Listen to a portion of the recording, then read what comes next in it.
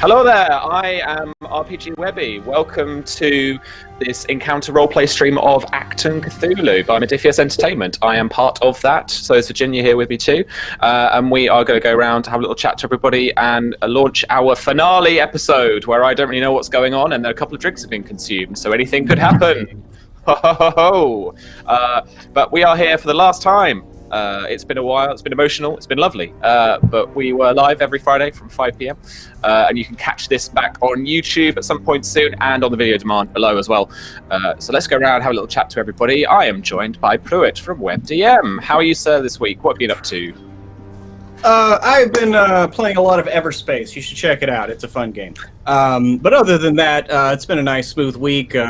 Some fun gaming, cocaine heist on Call of Cthulhu, fun, crazy Middle-earth shenanigans on Adventures in Middle-earth. It's just been it's been a pretty good week, I gotta say. So both happy about that and a little sad because this being the finale, the last hurrah. It's been a fun go, and I'm gonna miss this cast. Although I think the majority of us are. Anyway, I don't know if things have been announced. Anyway, that's how you tease people. So we'll have to see what happens in this time slot in the future.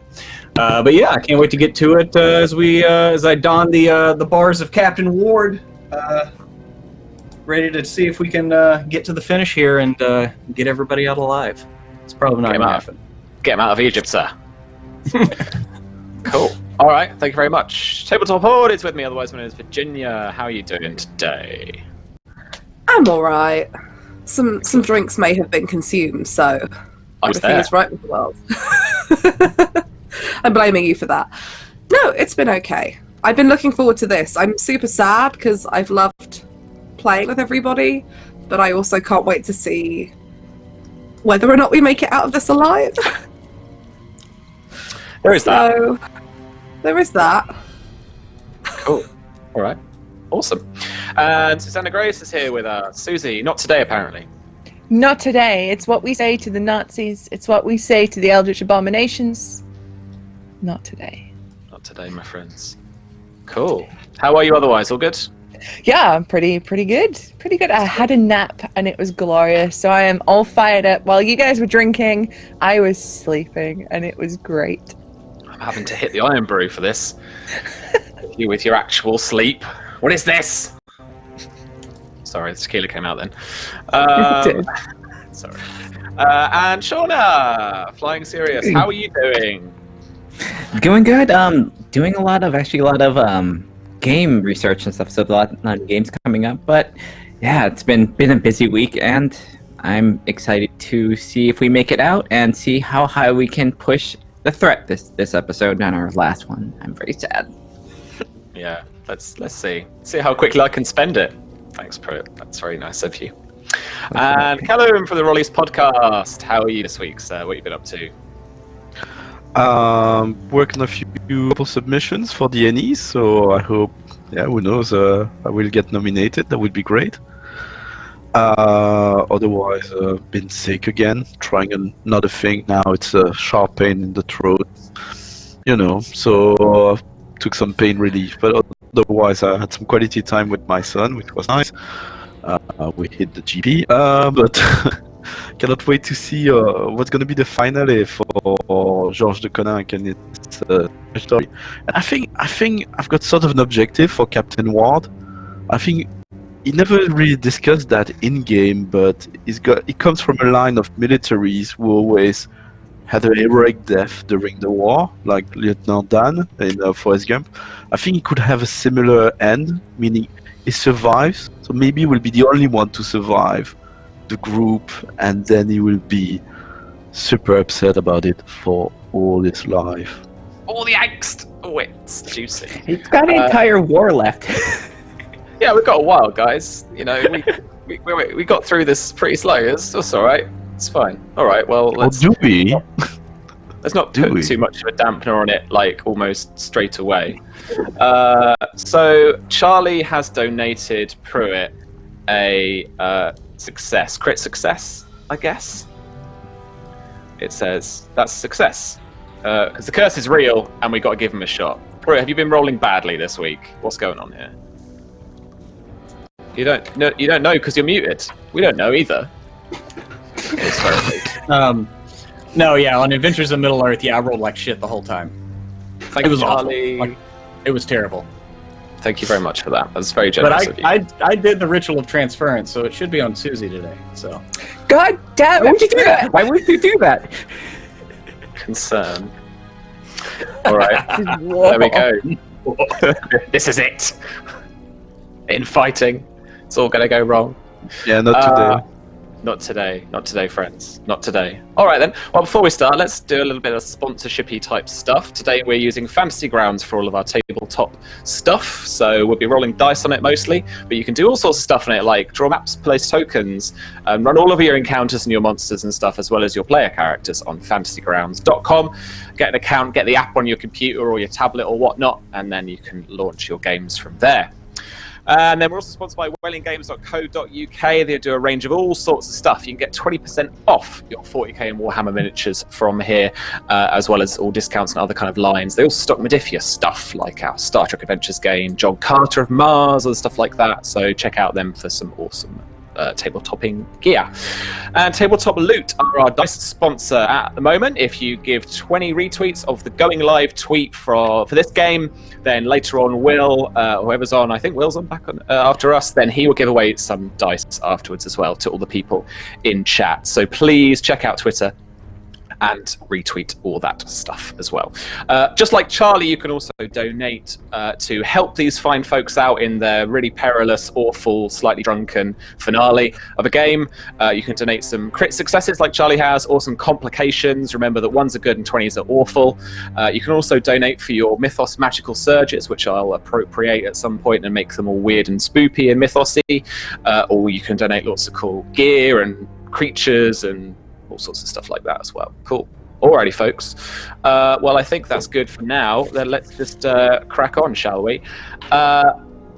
Where have the characters come from? Where have they got to on this magical journey, do you think? I know it's a big question, and I wanted to just land you with that without really, any prep work. But Priya, what journey do you think Captain Ward has been on for the last couple of months?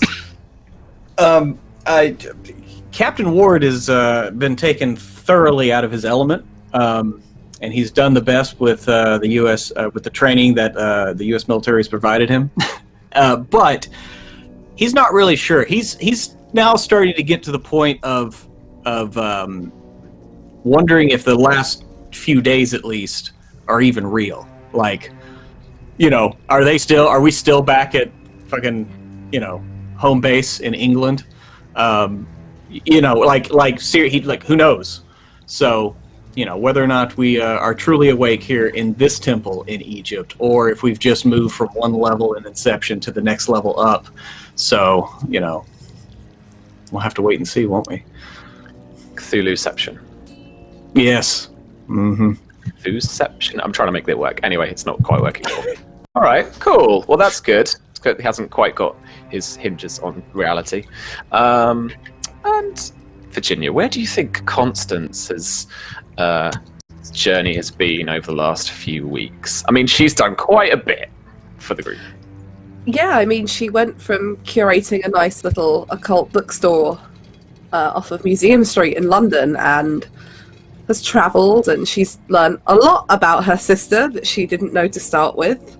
The whole intelligence thing that she had no idea. So that was fun, finding out that both of us were kind of hiding things from each other.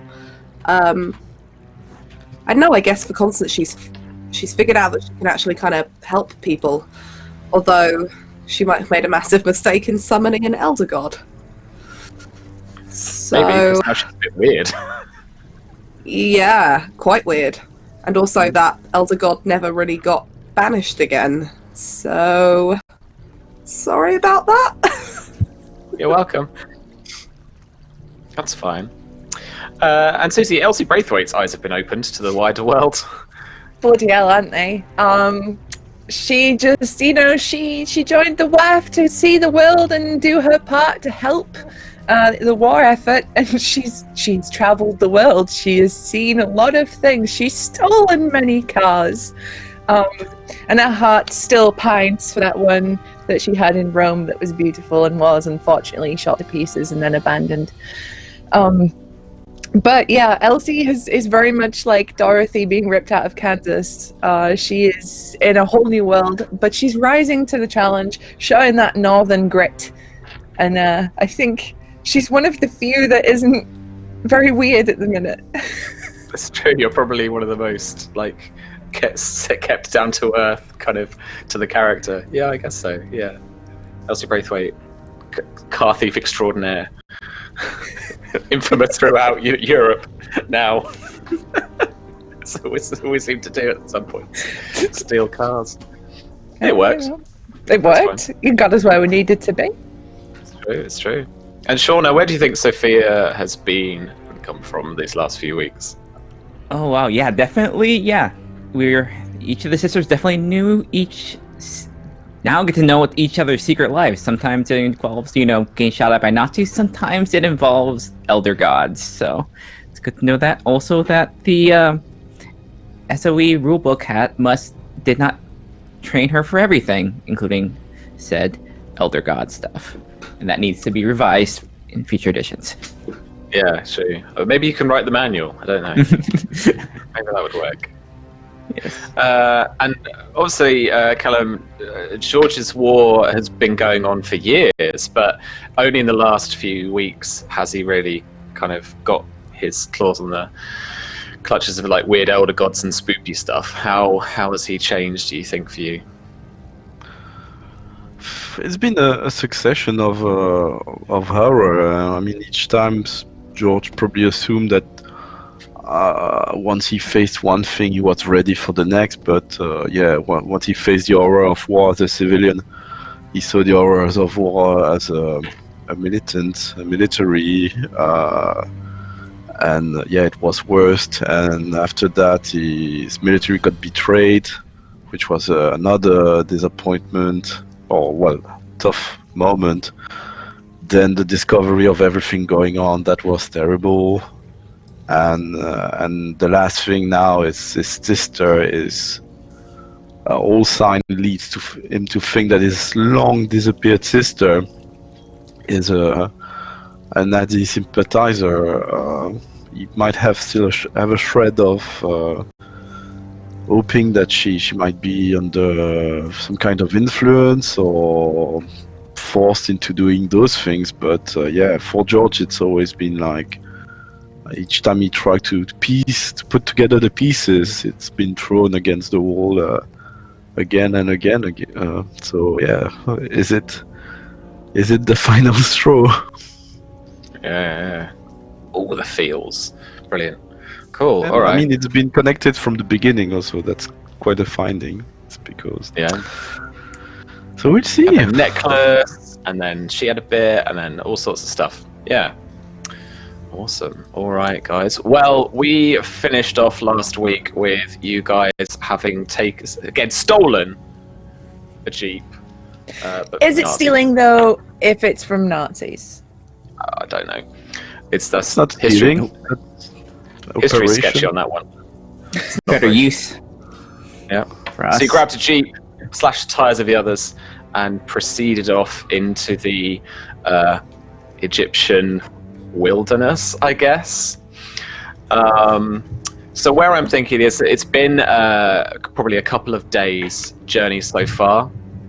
Trying to head north with any kind of survival instincts you guys have, probably will help with a little bit of help from George, maybe in Captain Ward, but also kind of Elsie with maybe a little bit of training in terms of like where the sun is and stuff. With you guys heading up north, eventually off beaten roads and tracks and stuff, you do eventually find the Nile, and it's a good kind of indicator of a good direction to go. So you're definitely heading north up Egypt, and eventually after another day or so, quite parched, quite tired, sharing driving,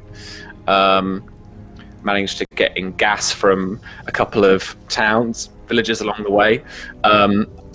You eventually come to a strange sight in the Nile, as you head down that river, downstream, you look out to your left, and probably one person at first, whoever maybe feels the most vigilant, and then everyone else quickly as scrabbling and tapping of shoulders and what the hell is this? There appears to be what is clearly, for the people who are trained and knowledgeable about the military, and particularly German military, a U-boat sat breached above the water in the middle of the Nile. The mind reels with the possibilities.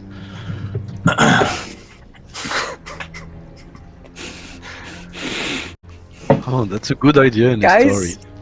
Mm-hmm. Let's steal a submarine. Yes, let's. It's right there. I'm living for this. It's right there. Yeah. It's better in our hands than Nazi hands. Mm-hmm. We assume it's a Nazi submarine, right? That It's is a Nazi true. submarine. I mean, that's a U-boat. Yeah. So are there soldiers patrolling? Is it not only on surface, but is it open with soldiers patrolling the I don't know, we call that the upper deck or whatever? They usually have handrails and this sort of things, I guess. Do we see the periscope moving?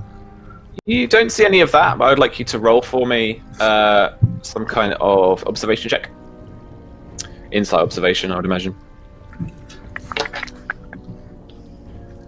Difficulty 1. Observation. No, is that my? Oh, that's shown now. That's my character. So I think Sophia should definitely do it because I was looking at her stat. Like, what good stat is that? I'm quite good at observation. I didn't remember all of that.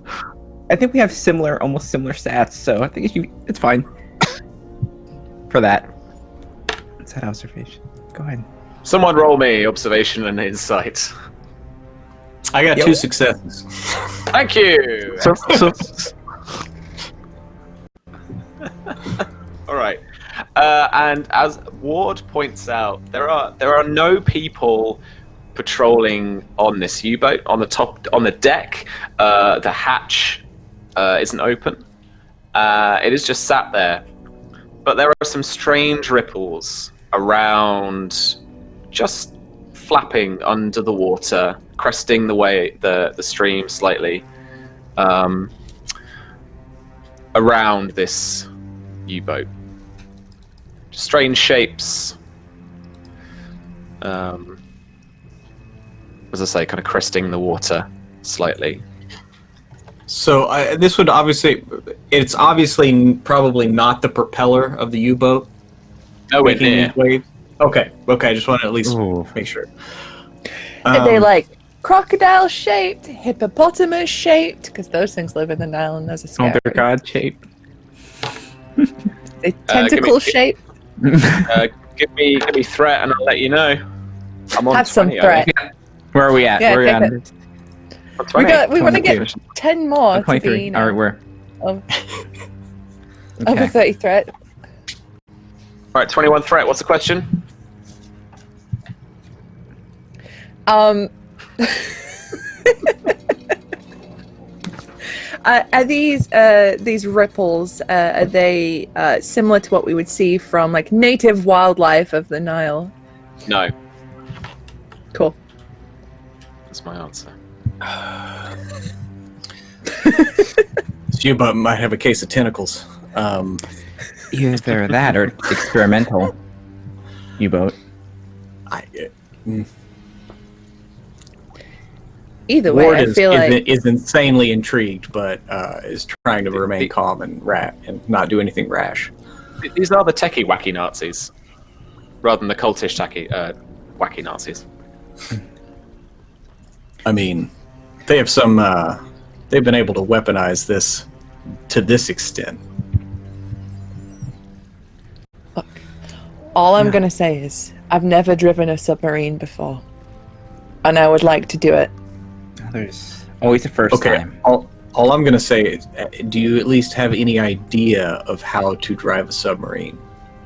No, but there ain't a thing that I haven't been able to drive yet. I don't doubt that at all. What's the worst that could happen?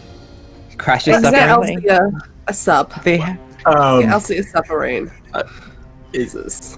I It will mean, be out of commission either way. drowning is one thing, but that's just off the top of my head. You know. Can't you swim? I Of mean, course I can swim. All right. No, trust me, I'm all for this plan. I just want to check in with George briefly. George, what have you been doing with the shield all these last few days?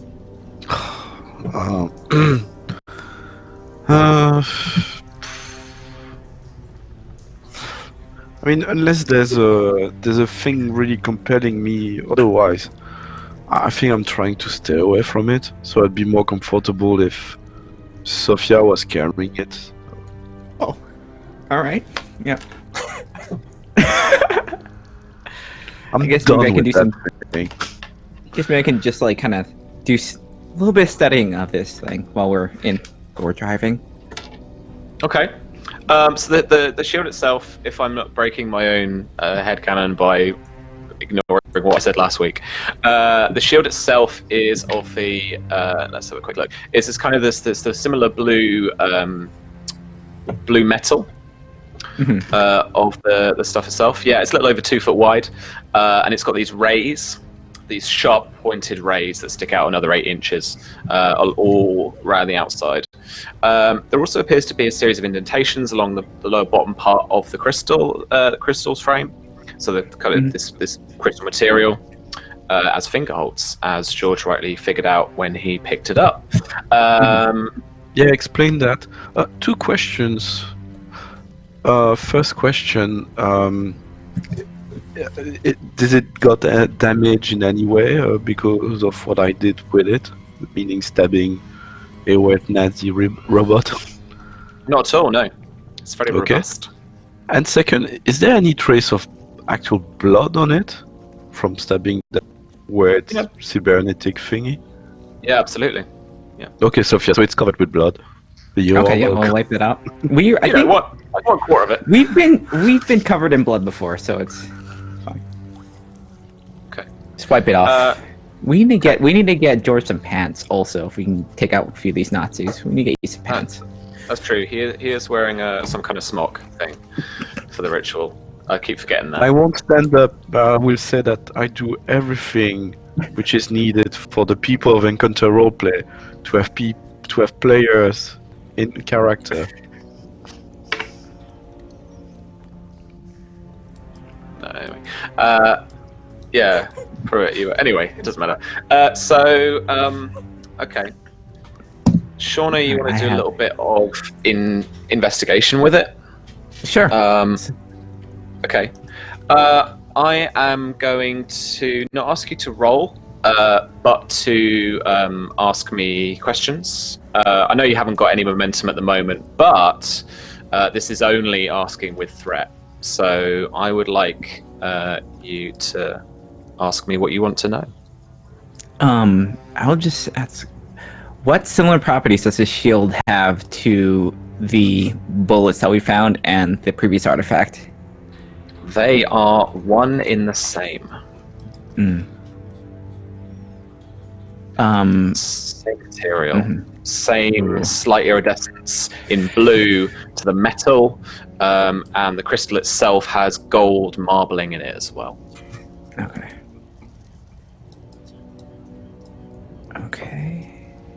And then, do I notice any feeling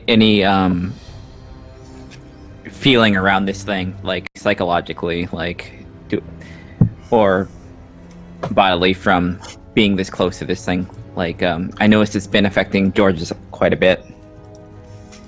I wonder if there's anything like a will and resilience test, please. Oh boy. Difficulty 2.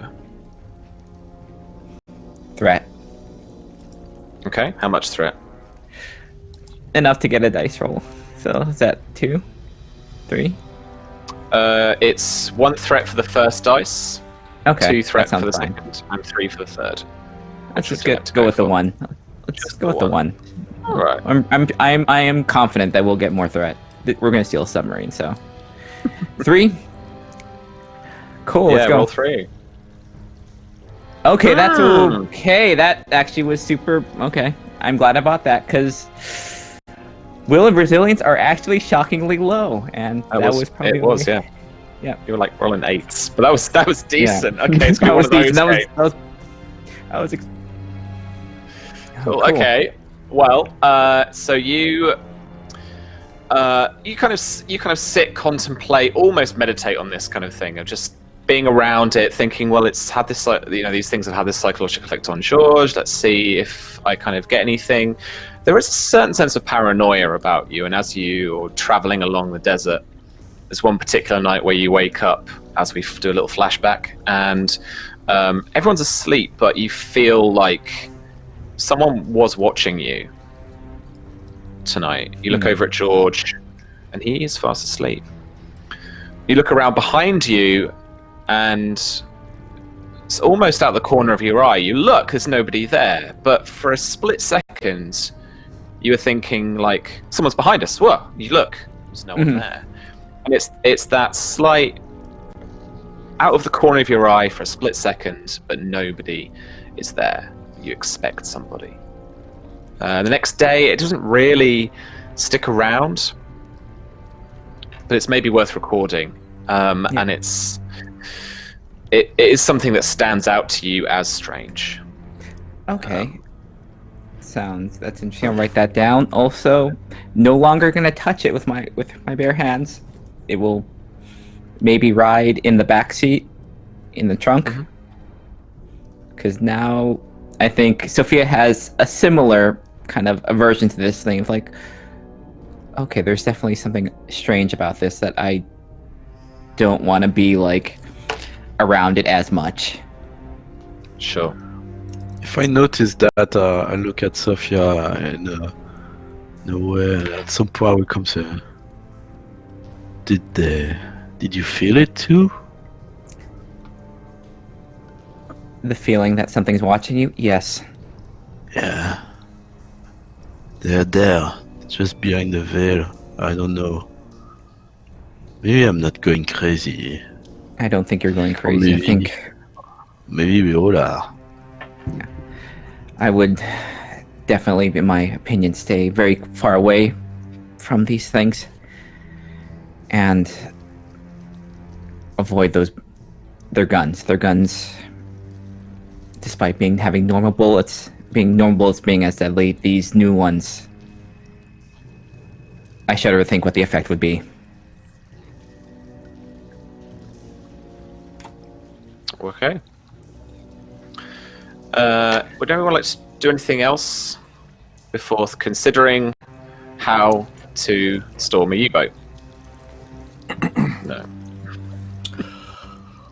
Well, Captain Ward would be busy trying to think of ways to maybe if we want to just like test the waters at a distance to see what is churning in them, or something like that before we move up. I don't know. He would bring that to everyone's attention. Is there any small boat or rowboat sitting in the area that we can notice? Sure. It's just up the way. There is a little pier, little kind of fisherman's pier, with a little kind of just with one of the I guess it's an oar, but you know the sticks towards the end, and it's just a good push. One of the kind of punting boats we call them for like Cambridge and stuff. A Venetian gondola. Kind of thing. Yeah. It is actually fairly traditional in look in terms of an Egyptian boat, but it's made out of rather than kind of reeds and stuff, as I think they would in more ancient fashion. It's much more kind of polished wood. Looks imported, looks treated, that kind of thing, but still quite traditional in shape.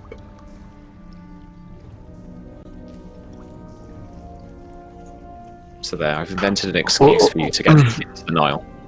Within the day, are we? Is it the afternoon or the night? Sorry, I don't remember. So this is... We're getting to dusk now. Oh, good. The petrol is low in the meter, I'm afraid. Okay, so before it gets too dark, I think Captain Ward would, just find a few bits of, doesn't matter, shell casings, maybe, or just something around, and checking again to make sure there's nobody around before we approach. He's just gonna start taking them and just throwing them and trying to land them on the beach first and just get his range. He grew up playing baseball, so he was a killer right fielder. Going from right field to third base, you got to have a cannon for that. So he starts throwing just to try to get at the edge of the water to see if he can get whatever's churning to kind of move up into shallower water, just to see if we can get a glimpse of it. Just trying to bait it closer to the shore. Ooh, I like it. What do you want? What kind of role do you want for that? I think this is survival. Or tactics, to be fair. I quite like that, because you're being very thoughtful about that. Tactically. Okay. I like tactics. What attribute do you think you could argue for me? I mean, what's the distance here that we're away? I assume we're kind of at the edge of a sandy dune or hill or something overlooking the river. Or, Yeah. Yeah.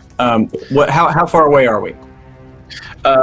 So I'm not imagining you that far from the beach, or at least the shoreline of the actual river itself. Mm-hmm. I am not honestly sure how wide the Nile goes at points. Let's say for the sake, pretty wide, I think. Yeah. So wait. So the submarine, is it on our side of the Nile or the other side of the Nile? It's in the Nile. Is moored? Oh no, it's. I thought it was closer to one side. Sorry. Okay. No, it's good in the middle. It's a good distance. You're not going to hit it with a thing you're going to throw. And you're definitely going to need to row out to it if you want to get to it. Okay, well, yeah, never mind. That changes what I'm going to do. I'm sorry. In that case, I was just going to throw things in the water to see if I could see anything react. But nothing too loud that's going to make too big of a splash. So in that case, I don't know. Throwing a small object a distance, that's not really, about strength. It's more about finesse and, aim and accuracy. So either, agility or coordination? I think agility. Okay, agility plus tactics. So that's an 11 for me.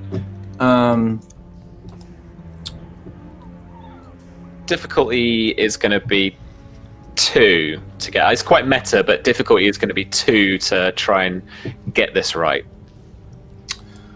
All right. In that case, I'm going to give you 1 threat so I can roll 3 dice. Okay. I'm done now. And it gets us 1 step closer. I think I put 30. Yes. So that's going to be 3 successes. Oh, wait, I'm sorry, that was a 7. Damn it! Thought it was a 1, sorry. I only got 2 successes. That's all right. You land. You start small, and there's a couple of ammo cases with chains of bullets in the back, just propped up as the shield is propped up next to one of them, and you start throwing bullets into the Nile, and you start throwing bigger, first it's a couple, then it's a palmful, and now you're just throwing handfuls in just a couple of times just to see what happens. And as they streak across the water, there is a cascade of them that stretch more or less from the shore in a nice little line out towards the U-boat. And these things, these shadows that dip and crest above the water, start to move towards you, start to lap around the water. And as they come to shore, these strange, formless yet formed black humanoid shapes with strange scaled skin, tentacles out of a few different parts of their body, in a androgynous shape with scaled skin that shines slightly off of the evening sun, and appendages and claws sprouting out from where they shouldn't be, and they begin kind of dragging their legs, you presume, towards you. And only you, Mr. Ward.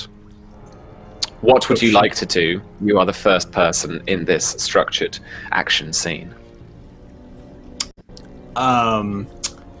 He is going to alert everyone, first and foremost.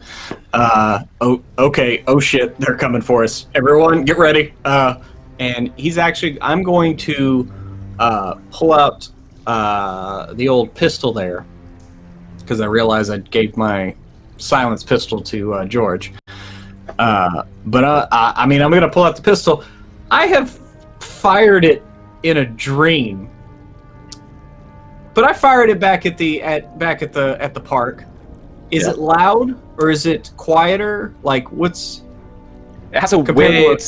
It's not loud, particularly compared to a gun at all, and it has a weird kind of whistly kind of pew. It has a pew. Okay. Well, okay, as long as it's not that loud, as long as it's not like a gunshot. So, yeah, he's going to feel comfortable going ahead and getting his gun and kind of just backing up a couple steps, dropping to a knee, taking an aim, and firing at one of these things. I mean, even if they weren't near a Nazi U-boat, a crazy tentacled thing coming out of the water is still going to deserve to get shot at. Cool. So, all right. Monk, leave my eraser alone. All right, so I'm going to take the aim action, which gives me one free D20 to buy. Mm-hmm.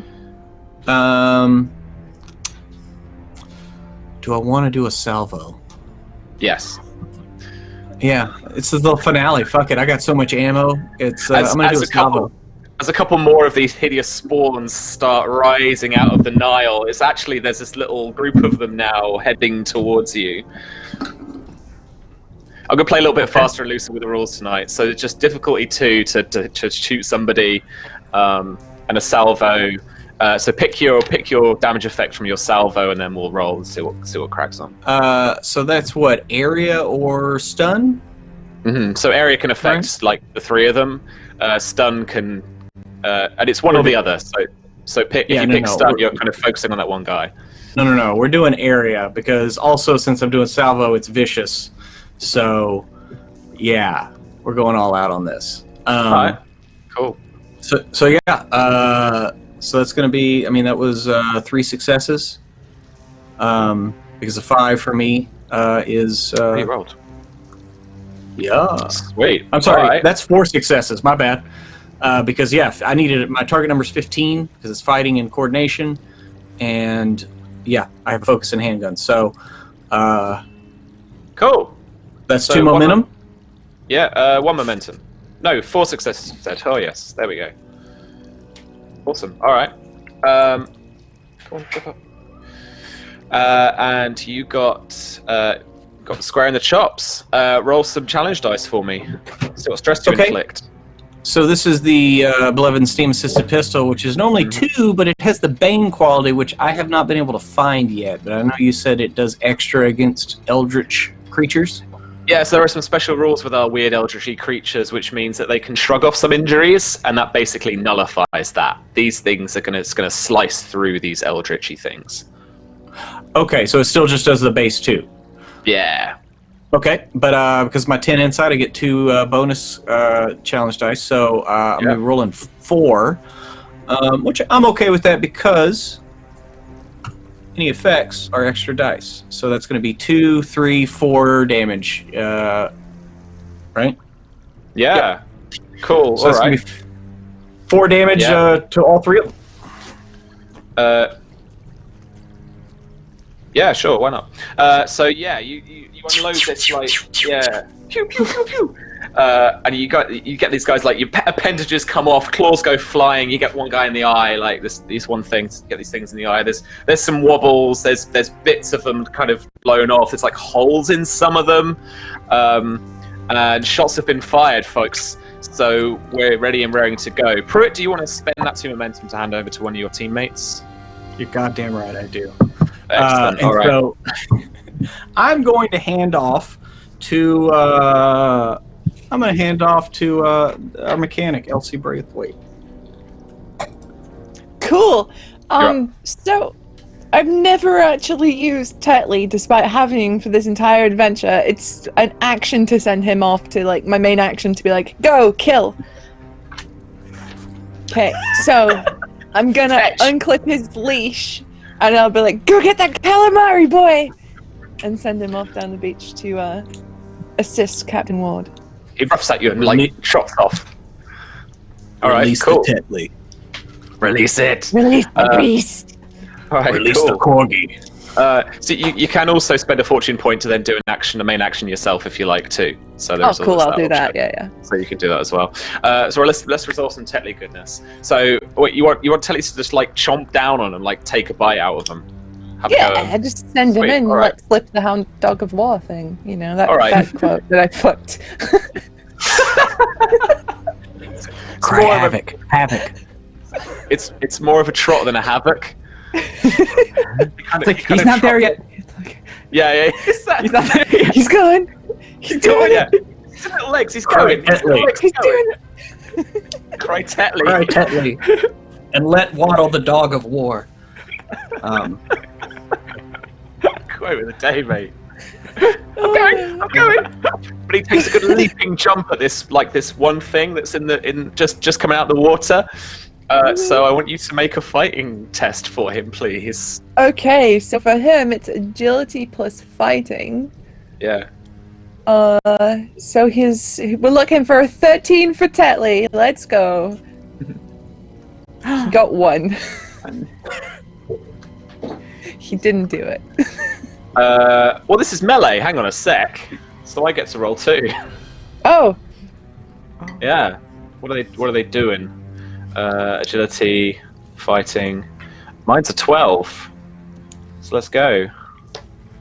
Nope. Complication. What do you want to do with the complication? What can I do with the complication? Buy it off. One of them falls over, Like- or Like anything. Yeah, maybe Tetley trips him, like, he's still, like, you know. Yeah! I scream, sweep the leg, boy! Like you barrel roll like forwards. Yeah. No, like, Takes out a leg. I've been tripped by corgis. They go real fast, like, by your legs. Like, you can trip real easy on them. I mean, it's Yeah. only little, yeah. It's not a leaping bite. Like it's a barrel roll forward. Like, bounds along at them. It takes out a leg. The leg kind of splooshes and like it's made of this kind of weird liquid black stuff and like splooshes away as it's like covered in this poor kind of tar. But I want you, because as being the active character, you beat the deadlock. So like I want you to roll some challenge dice for me because he actually causes some damage having taken this guy's leg off. Alright, so shall I just roll the normal one he would do for his normal attack? Yeah, sure. Good boy, Tetley. The number of the beast. bites the hell out of him.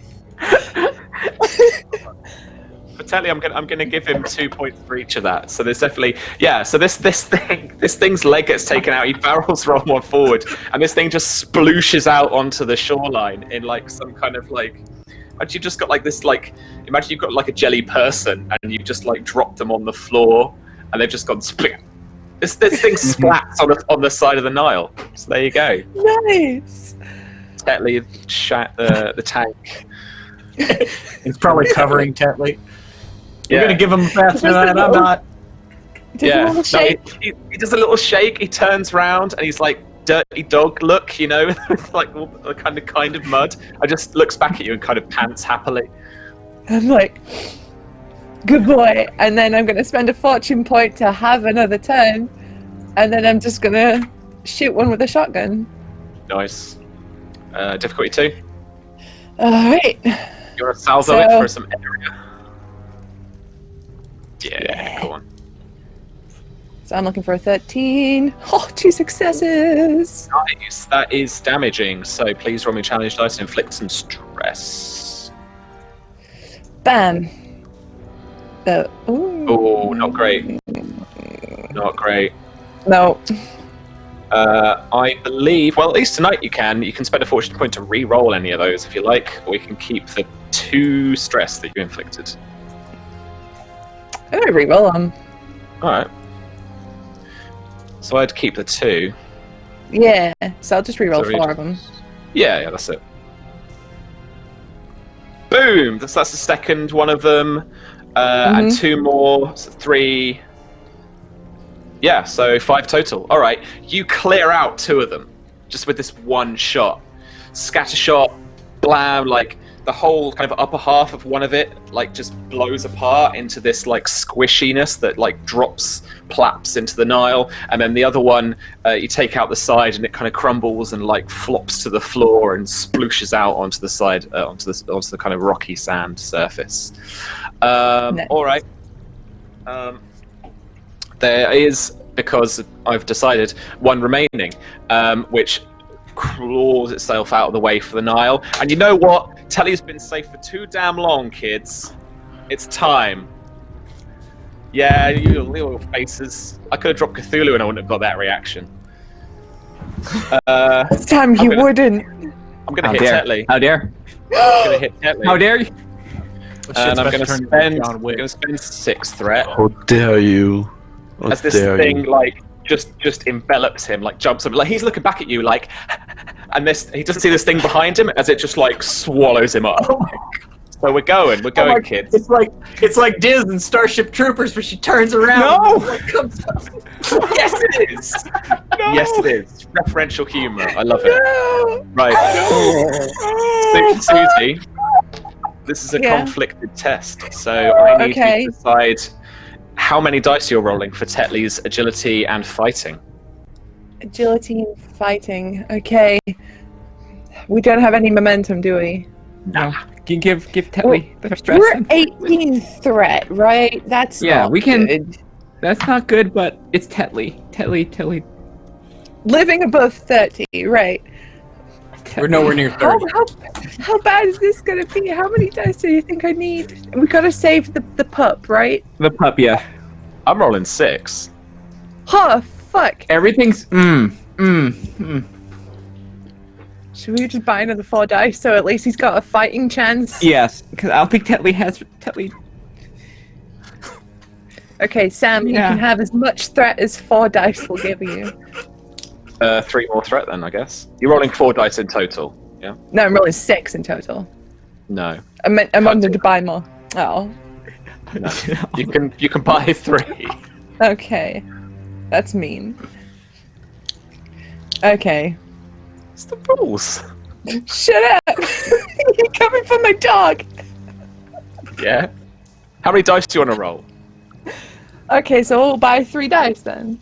All right. So I'm just back up to my total now, and then 24. All Fine right. then.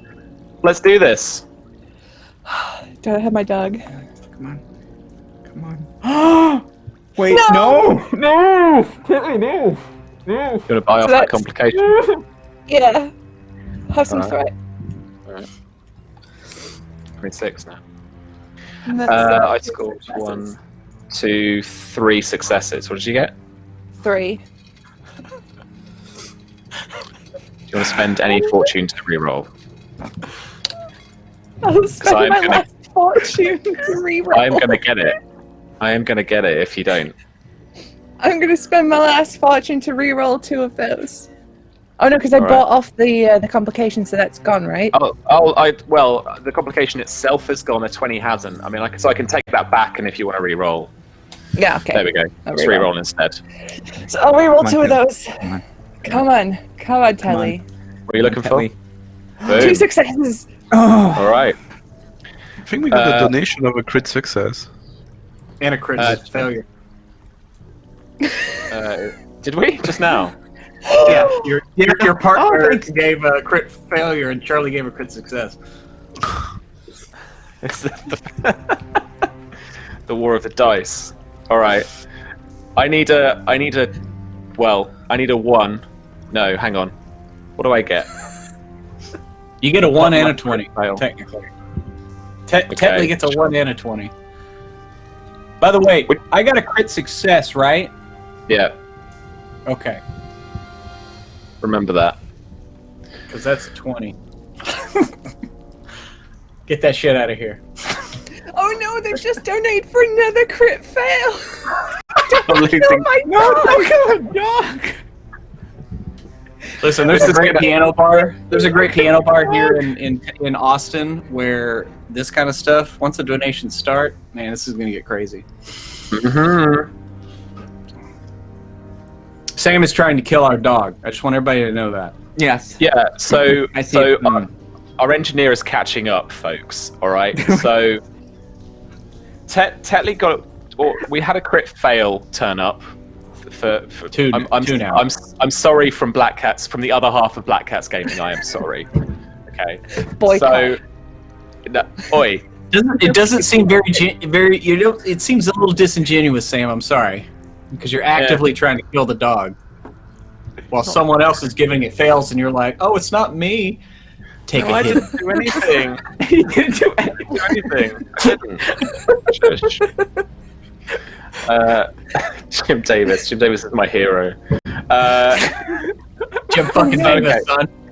Yeah, man. Okay, so I got there's a crit fail coming for somebody. There was a second crit fail. There was 10. He's just chipped into 10. Charlie, what are you spending this on? I'll write this down. I'm so confused. All right, there's 2 crit fails I can shout at. Yeah. There's a crit success for you. I think Susie came along. It was a crit success for Tetley. Charlie is trying her best to save our dog. All right. Well, look, he's all right. What is your brave moment for? Okay, we've saved the dog. What is your brave moment? How have you got him to like get out of the way?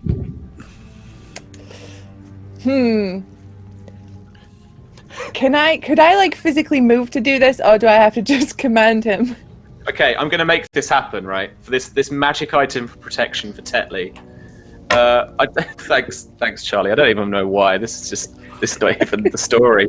Okay, the shield. Who's in the jeep? Someone in the jeep. Constance, maybe you're in the jeep. I don't know. Yeah, I'm probably Alright. in the Jeep. So this shield starts like humming again, like reverberating, and starts hovering.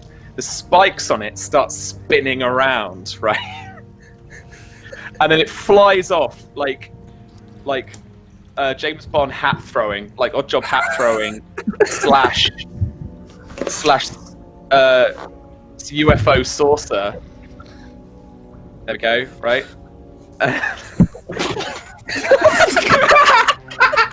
Great, just aiming for the gift. Nice aim. I'm committed to the role. Aiming for the gift library, and this thing like slow-mo, just as it's starting to envelop Tetley, it just like this thing slices through it, and as it does, you like hear that like chainsaw screech as it goes through, and as it does, little flashes of radiant light sparking off this thing, and it just not only does it like slice it in two, but it just like explodes and goes everywhere. Charlie saved the dog, everyone. I'd like you to know. Charlie, I love Like- you. Like history to show, Charlie didn't let me jeopardize the dog. All right. So Tetley's good. He is now the blackest boy, though, like covered in this tar and stuff and eldritchy, whatever it is, but just 2 little eyes and his little panting face as he's covered in it. His little doggles and his little neckerchiefy collar thing, and he shakes it off once more, and we're good. All right. So that's what the Nile had in store, and the sun is starting to set, folks. What's the plan of action here? Well, I mean, Constance is probably going to get out of the Jeep and wander over to see what the hell is going on, because that was probably pretty freaky. So, Sam, is the churning around the sub stopped? Or is there still more churning? No, it's stopped now. Well, sorry about that, folks. I didn't mean to get that sort of reaction, but better here on the shore than while we're in that dinghy on the way out there. So I think it all worked out. Elsie, you're in charge of bathing the dog. No, it's fair. Like, by this point, I probably just got him over by its shore and just trying to clean him up. Yeah. It's like, ugh. Yeah, that's disgusting. And yeah, like Captain Ward starts rounding all his stuff up and getting ready to head over to the dinghy, the boat. Yeah, let's do it. Yeah. All right. The dinghy is only loosely tied up to this little fishing pier, and you guys can quite easily fit inside. Who's punting? Ward will do it. He will reluctantly do it. And, I got to hitch my giddy up, but I'll take care of it. That's all right. That's all right. Off.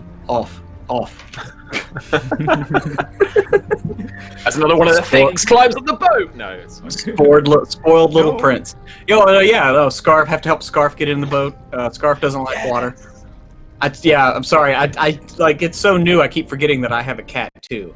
So I've been training Scarf since he doesn't like the water. I'll like pat on my shoulder and he'll like hop up and like kind of drape himself around my neck, and we'll get in the boat and start pushing off and heading out. Thank you, Charlie, for the GIF or the clip. Yeah, thank you. After a while, you haven't really got any leverage on the punt, so you're having like there's one last push right the way down, and you just about manage to grab this like oar back up, and you're just kind of slowly traveling towards this U-boat, quietly in the night, just as the sun dips below the horizon. And there's a bit of a clonk as you come alongside the U-boat, but with a leg up and with a hand down to help other people up, you guys can slowly clamber aboard the deck of the U-boat itself. Right. Your hands come away with a slight covering of this kind of black sticky tar.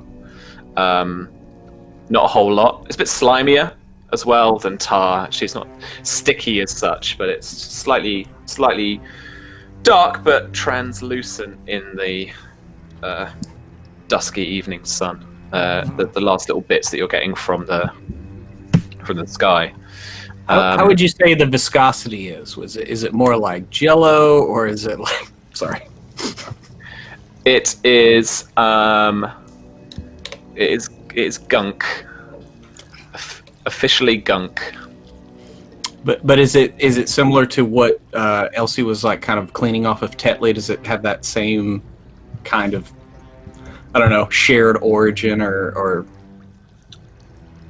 has a you think it has a similar vibe based on the fact that you're asking the question. Yeah, it's got a similar vibe to it. This stuff is probably a little bit, for want of a better word, like a little bit cleaner than these other glob things that were coming at you. These things are quite concentrated, whereas this is quite dilute. That makes any sense. Doesn't have to, it's Cthulhu. So you're on this very eerie deck. Towards the center of the U-boat, I haven't actually researched any of this, so I can't remember if U-boats are exactly like this, but there's the bit up. There's the commandy bit. Don't shake your head at me, come on. And like obviously a little periscope and stuff. But you've got your forecastle. Huh? I'm trying to remember what that's called. No, neither do I. I'm just completely ignorant. But there is a hatch on this deck, right towards the middle of the U-boat, and it is currently closed.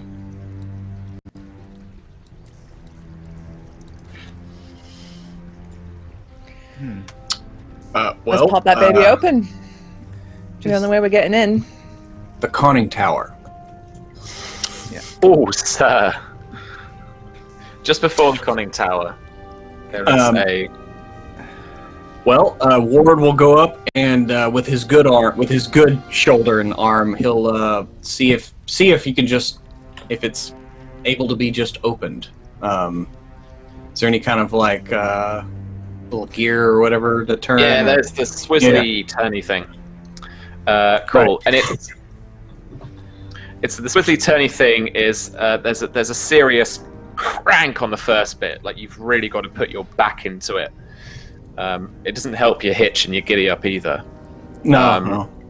But you give it a good push, and it starts to move. If you knew any better, you'd think that this U-boat had been stuck here for forever.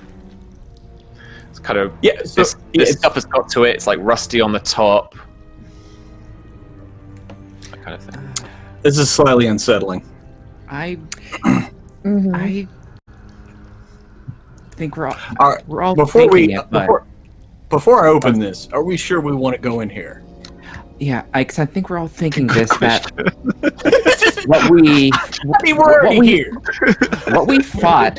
what you saw on the shore might be the crew. Too much exposure to whatever terrible thing that's powering. Yeah. So, the question stands: are we sure we want to do this? Look, we've faced bigger and scarier things than a spooky ass submarine in the middle of a river in a country that we're not from. Come on. Yeah, I mean, I mean, sure. we can't. Either way, we can't leave it here. If this thing is full of those creatures, we can't just have it sit here and just Yeah, exactly. house So nearby. even we if either we try get to in, steal it I or we sabotage it. engaged the call Yes. you gave me, Ward, and said, let's do this. All right. I mean, if we are just gonna scuttle this thing, get me to the engine room, and I'll make sure she goes up. Sounds like a good plan. Well, the common sense voice reminds you that you're getting to be out of petrol now. You got this one Jeep, no other means home, and somewhere this shield that has, for reasons, found its way back into your possession on the boat.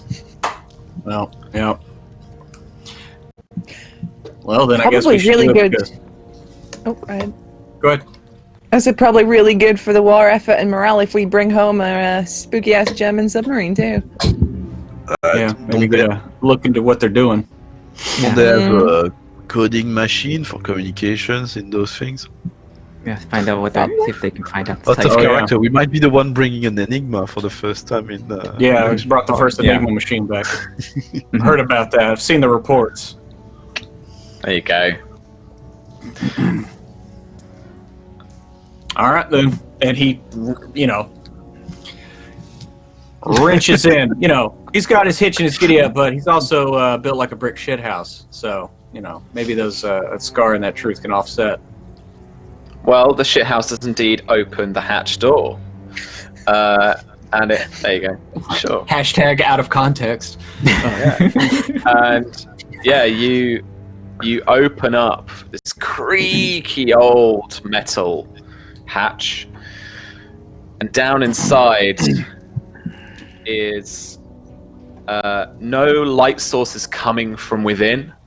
You only get a shadow of, say, a little bit of the ladder down, and a very cramped little, like just hatch area into then what will be, you think, a doorway. As you're looking down at it, so as you would come down the ladder behind you, there's the doorway, but you can just see that just from the fading light behind you.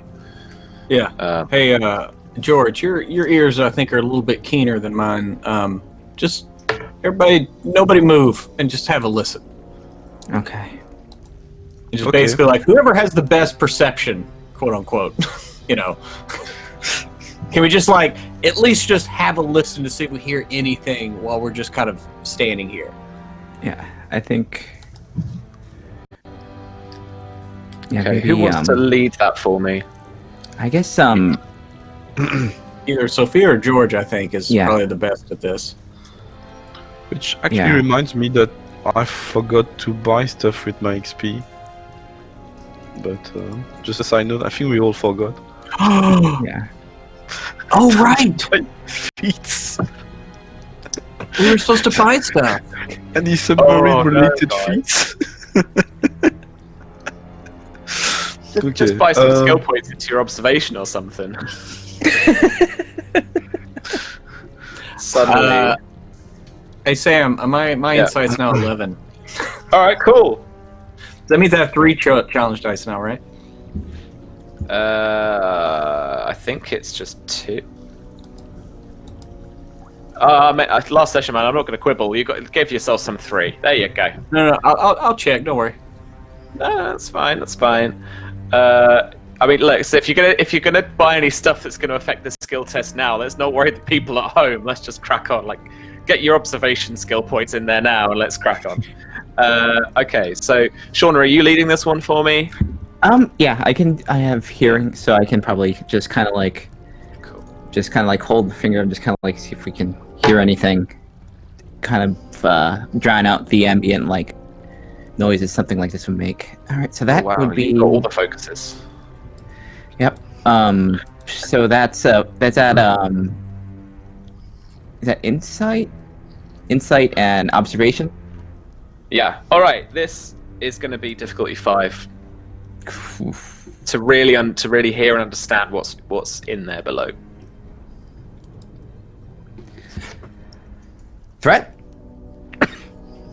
All right, 1 threat and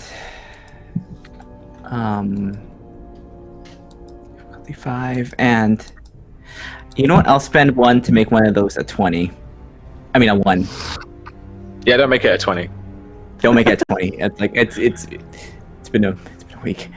All right, so this is 2. So it's like just another 2. Is there anything else I can? You could still buy more dice, or you could roll the 2 that you will still Let's roll. buy 1 more. Let's get another 1 in there. All right, so that's a couple more for me. It's 7. We're nearing that magical number. So close. All right, so that's 3. So these have to be success. Actually, those are all successes.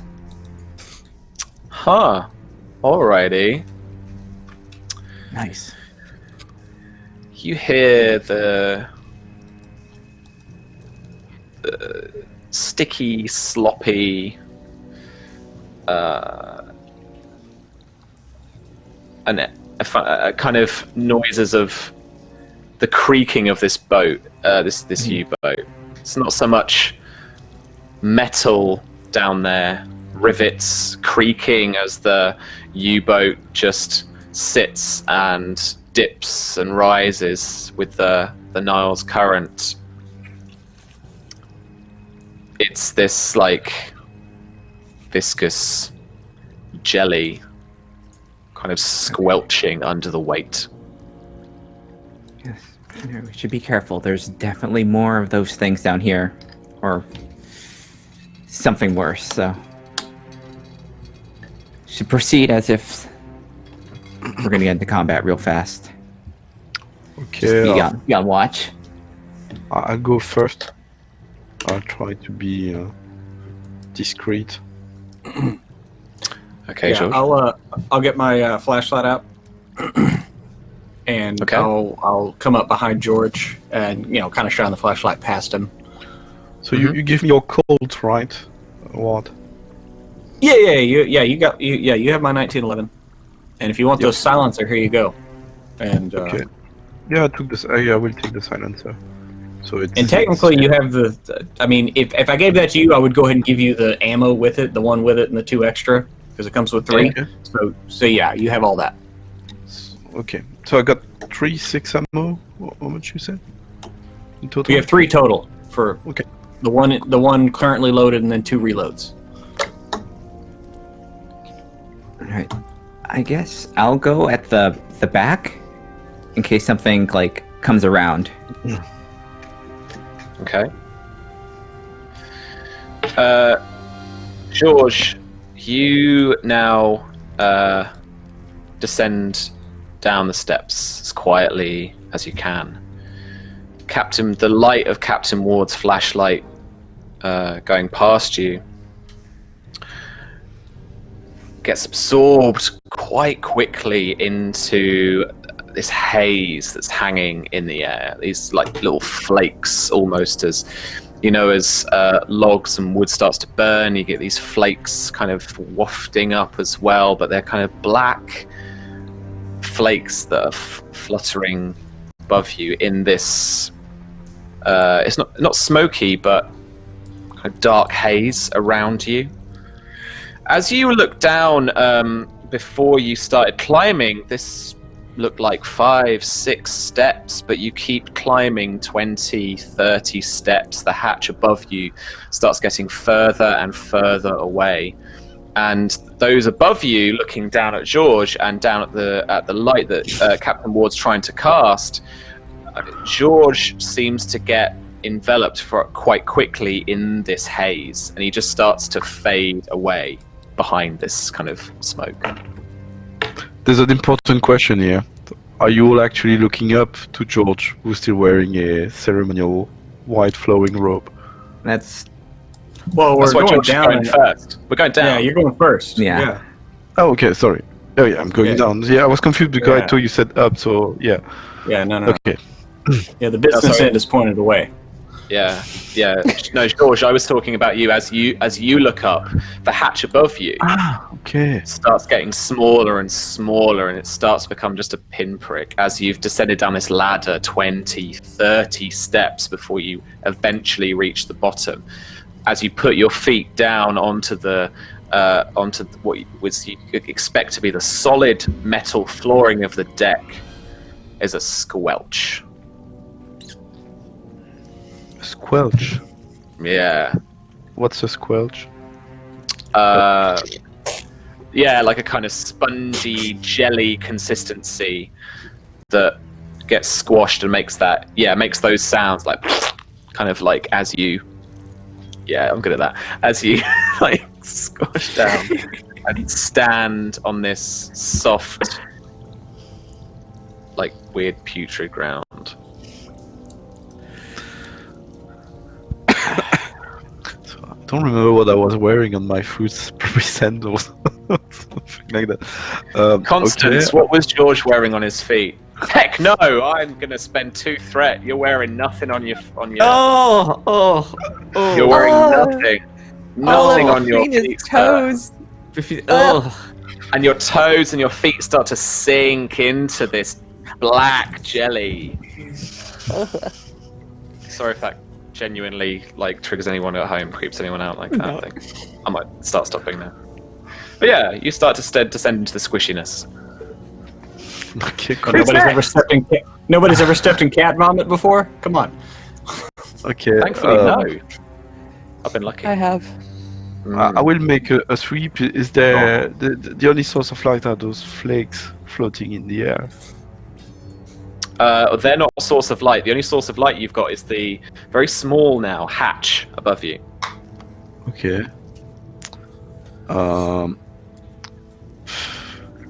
I'm gonna try to not yell, but tell the captain, hey, could you throw me your torch? You guys don't hear anything. Okay. Well, after waiting a while, I'm gonna start touching my way and hope to find a hatch to some quarters, be smaller, and find pants and a light switch. Don't worry, Panther. You You're in find the out dark there. room. You wake up and you're in the dark room. What do you do? Look for the light switch. You feel around on the deck, and if the ladder was in front of you there, I think we've just ruined through it. If you got the ladder in front of you there,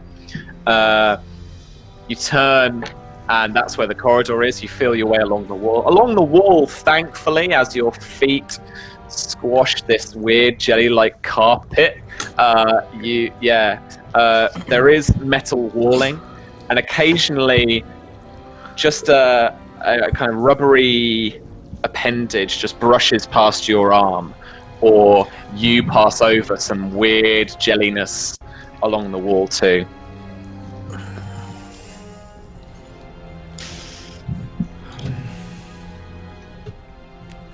I'm loving your reactions, but you're sat here above on the U-boat waiting for George. Who's next? Like, so Ward's just gonna be like shining the flashlight down. He just did like, George. He'll look up and around. We have to and go everyone down like, fuck.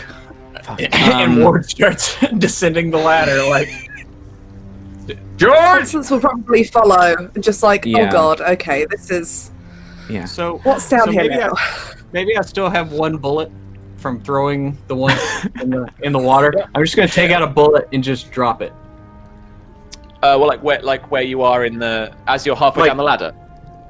Well, as I'm kind of climbing down, I'm just gonna take it and just drop it. Yeah, just like take any. It doesn't matter what it is off my gear or whatever. Just take something and just because like Ward's starting to get that feeling like he doesn't like this feeling he's starting to get. Mm-hmm. It's almost like magic, and we don't talk about that. No. All right. The bullet descends at a normal velocity, but you don't hear it clink on metal. You hear it like a squelch.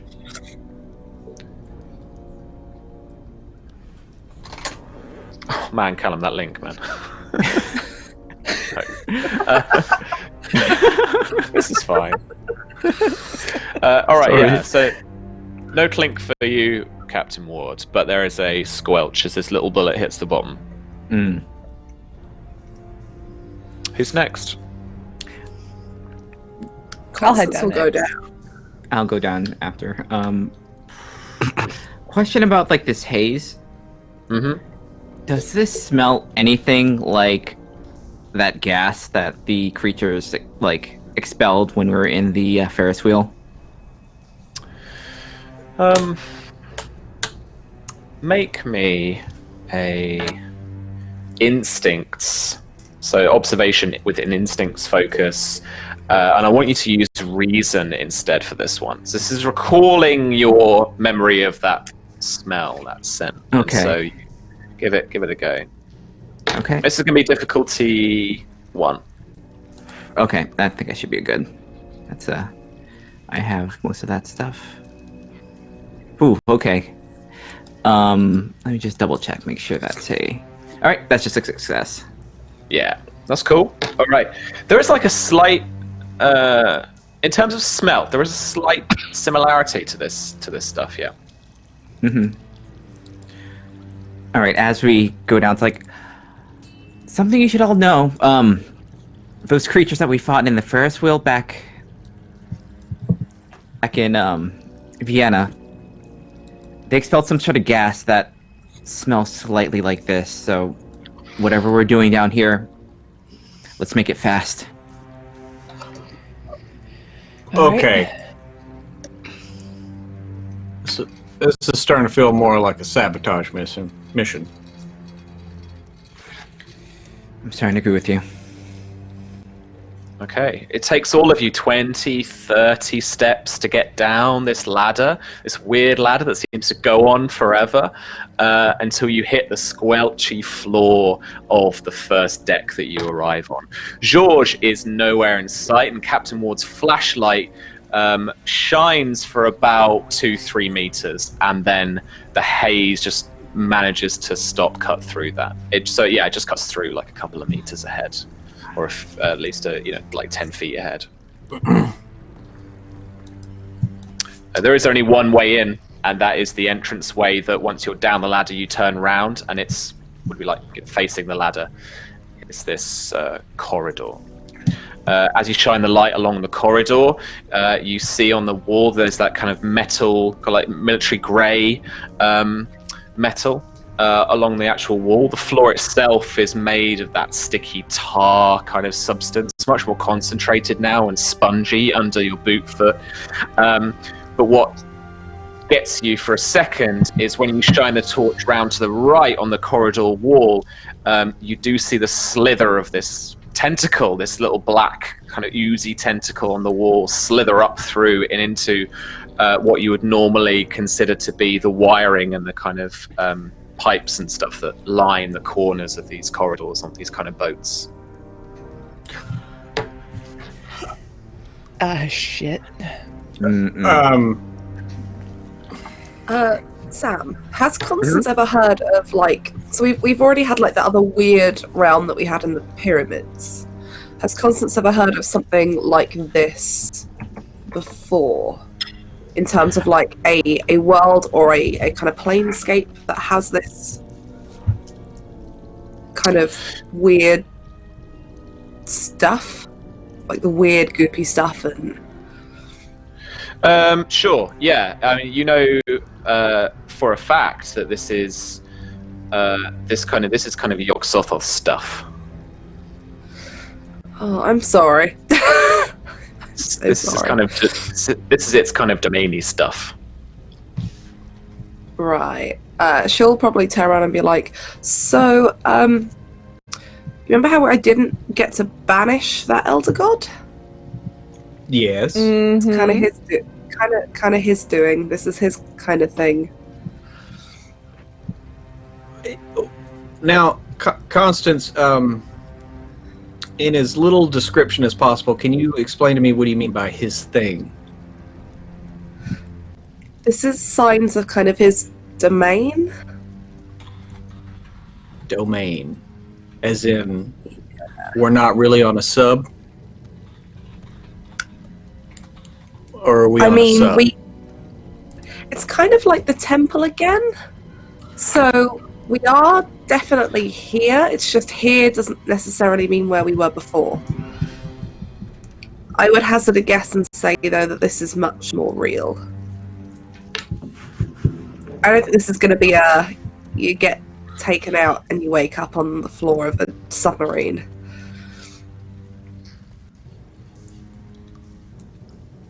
But this is... We've crossed over into somewhere. We're still on the sub. But... I never got to banish him in that ritual. We got transported before I could, so... Yeah, right, yeah.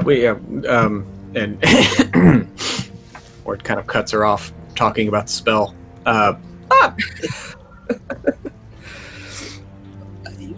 So, do you know how to banish him? I mean, I know how to banish him, but is this a thing where, like, if you banish him, would it be like kind of like an I don't pardon my ignorance here, but like an exorcism or something? Like, could you get rid of him and leave the sub, and we could take that? I mean, is that even an option? I mean, maybe. I know how to banish him, but it's whether or not I can. I have to send him back to wherever he came from. But the longer he's been here, the more he can manifest a physical form, the more difficult that gets.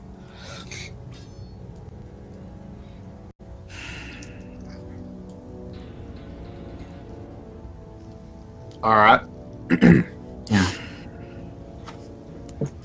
Well, we still have still got a man lost somewhere down here, so it's not like we can just turn back. I would be careful about believing everything you see, though.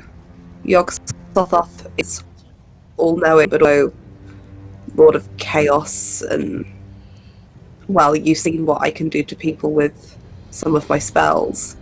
It'll be like that tenfold down here. Joy. Good.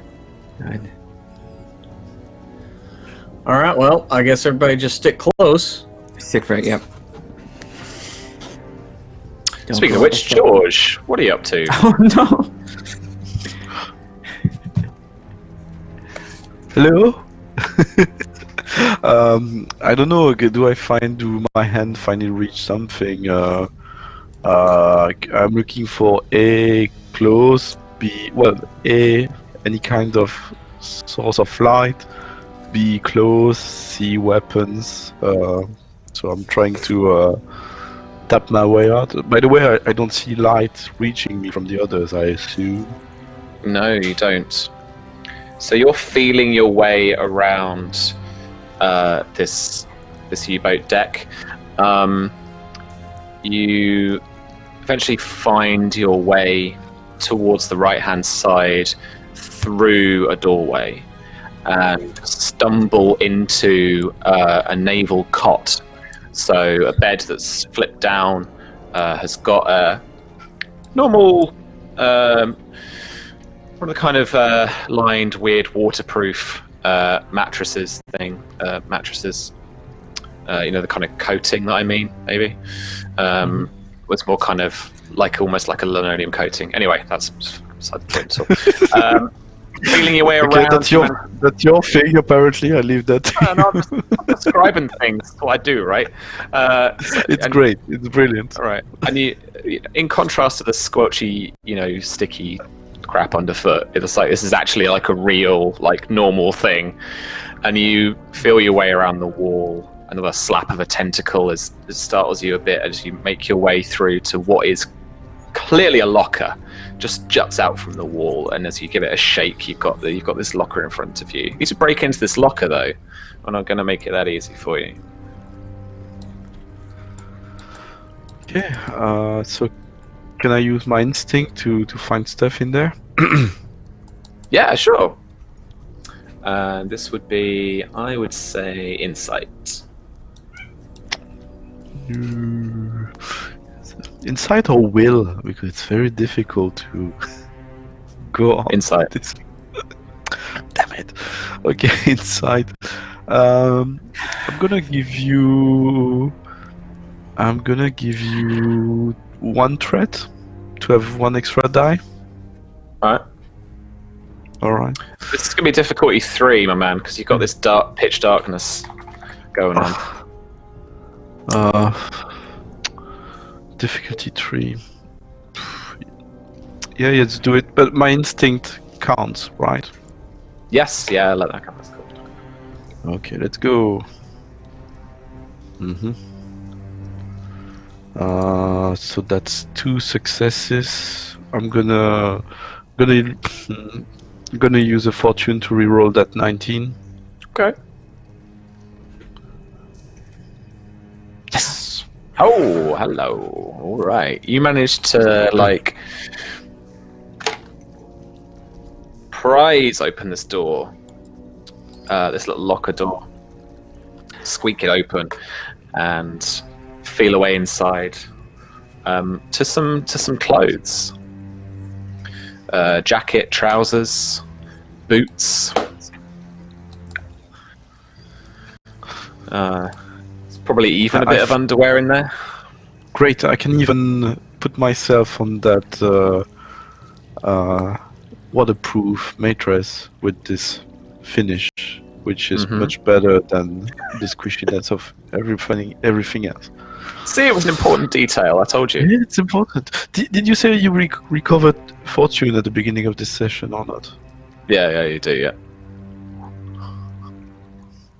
Great. Okay, well, I'm gonna change myself. No flashlight in there. Cool. Yeah, spend that. And there we go. Yeah, so you grab a little flashlight. It's a German flashlight. I don't quite know. I imagine they'd be slightly different, seeing as the grenade sticks were different. I don't know. Whatever. I think they would be very good flashlights because It's very, very good flashlight. It gives you 4 meters, not 3. Nazi were bad people, but when it comes to flashlight, you got to admit they did good ones. It's like making the trains work. It's not how. No. No. Callum, would you say they were that enlightened, really? No. Anyway. We'll spend 6 threat. So as you guys are walking, the rest of you are walking along the corridor as George gets dressed. You're heading on out. There is a door to your right-hand side, little doorway. Where are you in the little line of people? I mean, I was first down the ladder. I would probably take up the lead. But I would also, as we've been moving, seeing as how this is kind of squishy, I'm gonna like shine the flashlight down, see if I can see any like prints or like signs of passage. Since there is this kind of gel, see if maybe if George came this way, since it appears to be the only way, so he should have. But maybe Sure. try to pick a trail. You do get a little bit of that. Yeah, there are some foot imprints on the ground. But as you look down, so this starts to morph and work its way up your legs. That 6th threat I spent because of your really poor joke means that this stuff is going to start pulling you down. And in front of you, Captain Ward starts to descend into the floor and get soaked up by this stuff. And away he goes. Bye, Pruitt. As What a pro! What a pro! oh no!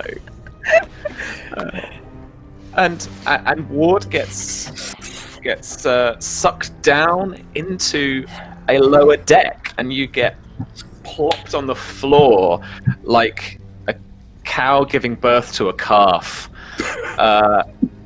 flopping on the floor onto this squelchy, rubbery floor.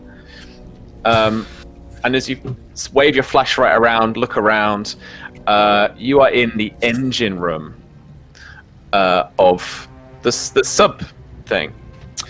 And as you look around, in front of you, these humanoid shapes are flopping around with weird appendages, claws, the skin. It's the stuff you saw from the guys on the shoreline. And they're going about their maintenance. They're like doing weird bits with the engine, fixing gears and stuff, and keeping it spick and span. And they are ignoring you. Okay, yeah. Ward immediately like had his gun out and was about to just start firing off rounds, but he sees that, wait a minute, okay. And so he's going to kind of shine his light, like try not to get near their heads to bring any more attention to himself, but start trying to move through this engine room and find a way out of here. Okay, cool. No worries. The rest of the group, what did you guys do when Captain Ward got pulled through this goopy stuff? Well, I would have tried to have like grab him before he disappeared, but then he's just gone. So we should probably find a ladder, some stairs, something to get down. Down. Yes. George, you hear this. You hear these suggestions. So it's the group, and they're on the other side of the doorway. Okay, I say, guys, is that you? I'm just George? here. George? Elsie, Sophia, and I step out of the room, and you see me stepping out wearing Oh, thank goodness. some German We- overalls. Yeah. So this German officer stands in front of you, coming out of this doorway, I'm like, and it's George. Yeah, Ooh. yeah, it's George. But there was this German officer here. But now George is here. You've lost one. You've gained another. Ward has just Whoa. been enveloped by the floor. We need to get down. find him. Did you see any stairs going down? No, I was looking my way. I didn't even have a flashlight, so I'm very lucky I found all of this. Okay. I stopped. Is there a broom or anything I could use to try banging on the floor, seeing if it can be made squishy anymore again? Yeah, sure. So I take. You poke, you prod. It's still quite firm, Not in the sense that you actually find like a metal floor underneath, but just at some point as the broom handle like sinks into the floor, the harder you push, the firmer it seems to get. And it's actually the liquid and this weird kind of viscous stuff starts to actually become more solid itself as you push further down. Constance, you actually this sparks something. I think you recognize this as something where, like, this isn't going to let George just like push back down through it. Like there's something else going on besides just finding an opening, you know? Yeah, because Yog-Sothoth is the gate and he's the key. So, does it look like there's somewhere nearby that should have stairs that go down, or a door that would lead downwards? But there aren't stairs present. If that makes sense. Oh, like somewhere a that looks weird like dead end. Yeah, like it should go down, but it doesn't. Okay. So this, in a weird way, would be a vehicles check, I think, with like reason or insight to like find one of those weird dead ends. Because I mean, you're not exactly knowledgeable on Nazi U-boats, so you don't know the layouts. Could I reason for observation? Because I have an instincts focus, and there's weird Yog-Sothoth stuff happening. Yeah, sure. I was trying to get Elsie in as well, like doing the old vehicles thing. But you could certainly assist, Susie. Yeah, I'll assist you. Sweet. All right. Yeah, I'll probably go over to Elsie and, like, where in here do you think there could, like, something should go down, and it just doesn't look right? And yeah. Yeah, looking like weird bulkheads and bits in the corridor and stuff. Yeah, sure. All right. So this is difficulty through 3. One for the unfamiliarity and one for the darkness again. So you got George's torch this time. All right. As we proceed, Sophia would be like, we don't want us separated. Maybe we should do hand on shoulder with the person in front of you. Mm-hmm. Just so. Sounds good. So we know. Just quick GM check. What's going on with the shield? You guys got that? You guys left it maybe in the little pipe or whatever? What are you thinking? I think we have it. I think maybe Sophia's just hanging on to it, but it's still kind of like she rewrapped it up, but she's like kind of carrying it under her arm as we go. All right. Careful of those spikes too. Mm-hmm. Yeah. Nobody hug her. No. No hugs for Sophia. All right. So for my insight vehicles, I don't know what. Yeah. Yeah. All right. Yeah. So you roll that 1d20. Oh, thank God! That was the number I had to get. That's the number you need. To help out in our goal for living above 30 threat, Sam, I will give you 6 threat, so I can roll 5 dice. And I'm looking for a 13. Oh my! There's 3 successes there, though. But there are 2 complications. Yeah, so 4 with Elsie's thing. All right. Can I buy them off? Yeah, sure. I mean, it's 4 because there's 2 of them there. Yeah. Oh, we're doing it! Ding, ding, ding, ding, ding. The sub comes alive, though. Oh no! I shouldn't have said it. No. Sub is alive. Yeah, you managed to find what clearly, to ULC, you've been on a couple of boats in your time. Like, you get the general idea, and there's definitely this corridor, this little dead end that should be a turning into a corridor, and it clearly isn't at this point. But it's covered in this slimy black ooze, and its shapes, movements, tentacles, arms seem to kind of, be embedded inside it. So there's like this translucent layer of slime, and beneath it, these tentacles are slowly kind of brushing past each other and caressing each other. So, Constance will, it's on the floor, right? Like, as you go down. So, Constance will stand over it and repeat the invocation that she did to Yog-Sothoth. Particularly the bit about being the gate and the key, to see if it kind of opens up in like a weird, creepy, horror movie kind of way. Creepy, caressy kind of way. Okay, yeah. All right. Roll me persuasion for the invocation, and will. Okay, that I can do. What's the difficulty? Difficulty 2. I'll give you 3 threats. I can roll 4 dice. I don't trust my rolling tonight. So I'm looking for 4. 30.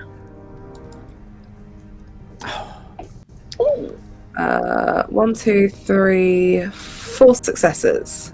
Nice. Give yourselves 2 momentum. In fact, it's 3 with that other thing that you had before from Elsie's additional success in your last task. It's all good. There you go. All right.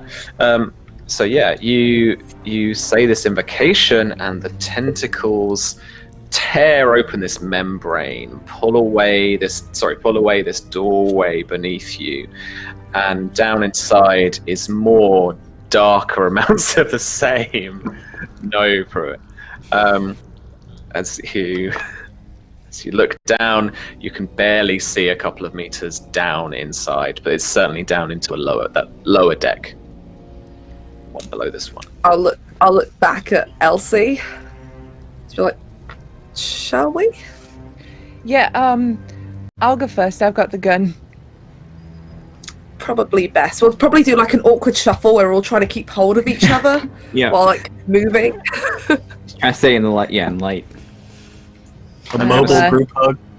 Mhm. I'm going to spend 2 threat to, as you're doing so, Sophia, you get clutched by a tentacle, and just as there is that awkward kind of like hands go away, but you're just about to grab someone else's, you get yanked back towards the wall, and actually it's the wall that envelops you in this kind of weird plasma-y, squelchy stuff, and you get sucked in behind this membrane and then get spat out into this room.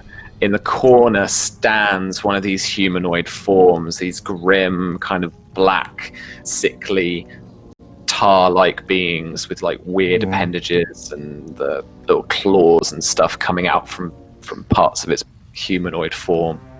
And there's just you in this room. Guys, you've lost Sophia. No. But for just now, let's just pop back to Captain Ward. Captain, what do you want to do with these kind of drones, these drone humanoid things in front of you, not paying you any attention as you shine light around just to see what they're doing and what's going on?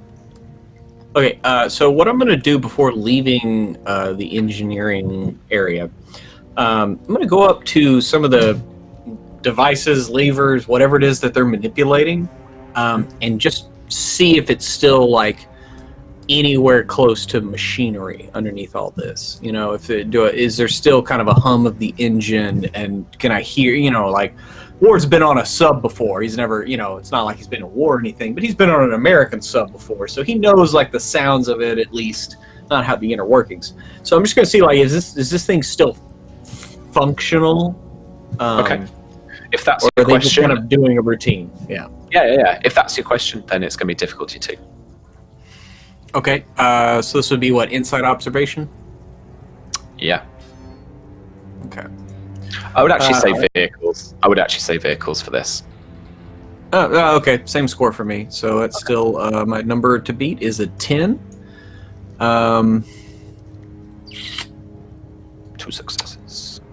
You need. 2 successes, you say? That's a 50-50. I'm going to give you, what are you at, 31? I'm going to give you 1 threat for 1 extra die. Just give us a nice little buffer to keep above 30. I'm going to go ahead and use a fate point. I'm going to re-roll that. Considering I should have just used a fate point to get You do have those crits, man. You've got that crit. Oh yeah, I do it. Well, I'm actually saving that for like a big. I've played enough Cthulhu. There's a moment that trust me, that little bad boy's gonna get used. So yeah, I'm gonna re-roll those two. So that's 3 successes. So Beautiful. One momentum one for the more gang. momentum. Yeah. Remember, you've got the momentum, guys. You don't Want to have ask a keep question? getting threat. Yeah. Yeah. So this thing is definitely still functional. It's not any ominous sounds in my voice at all. Yeah. Yeah. All right. I won't ask any in that questions. case,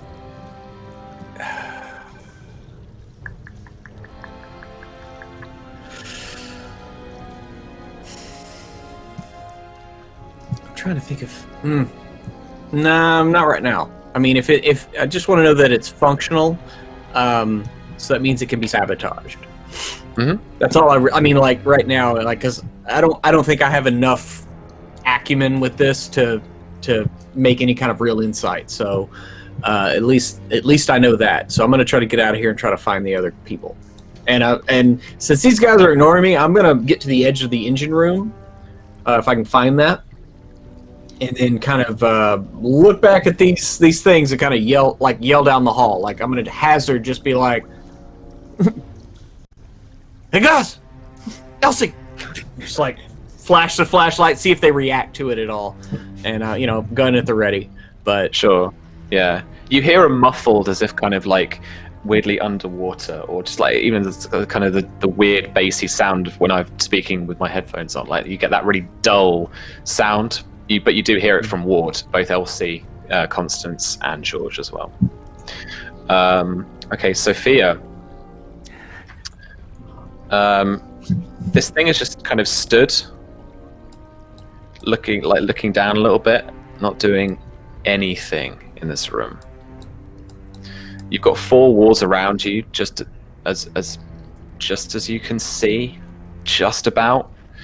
In this room, you can actually see just because there's a slight glow, blue glow, from a couple of the corners of the room. Behind that translucent, weird goop are a couple of these blue crystals, just glowing slightly in the darkness, and it just gives you enough light to see into this scene.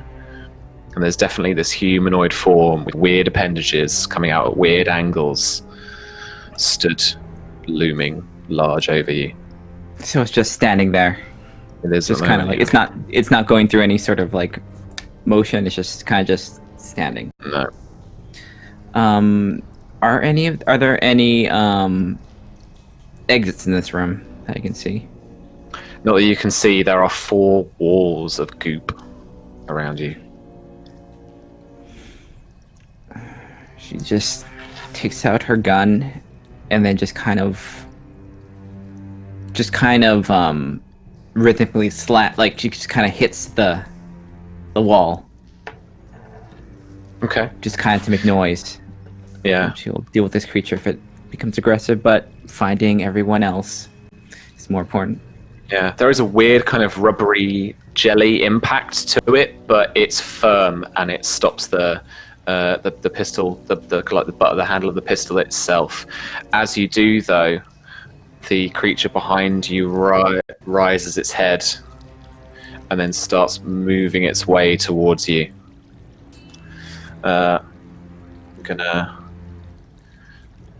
Let's make a contested roll. So this is going to be its turn, but we're going to do a little bit of melee. Okay. It's gonna come and try and grab hold of you, and try and yank on your arms, pulling away at the sockets. I'm going to spend a threat. Where are we? 32. There we are. 31 now to roll 3 dice. This is a Agility and fighting. okay. Hand-to-hand specialty applies. Okay.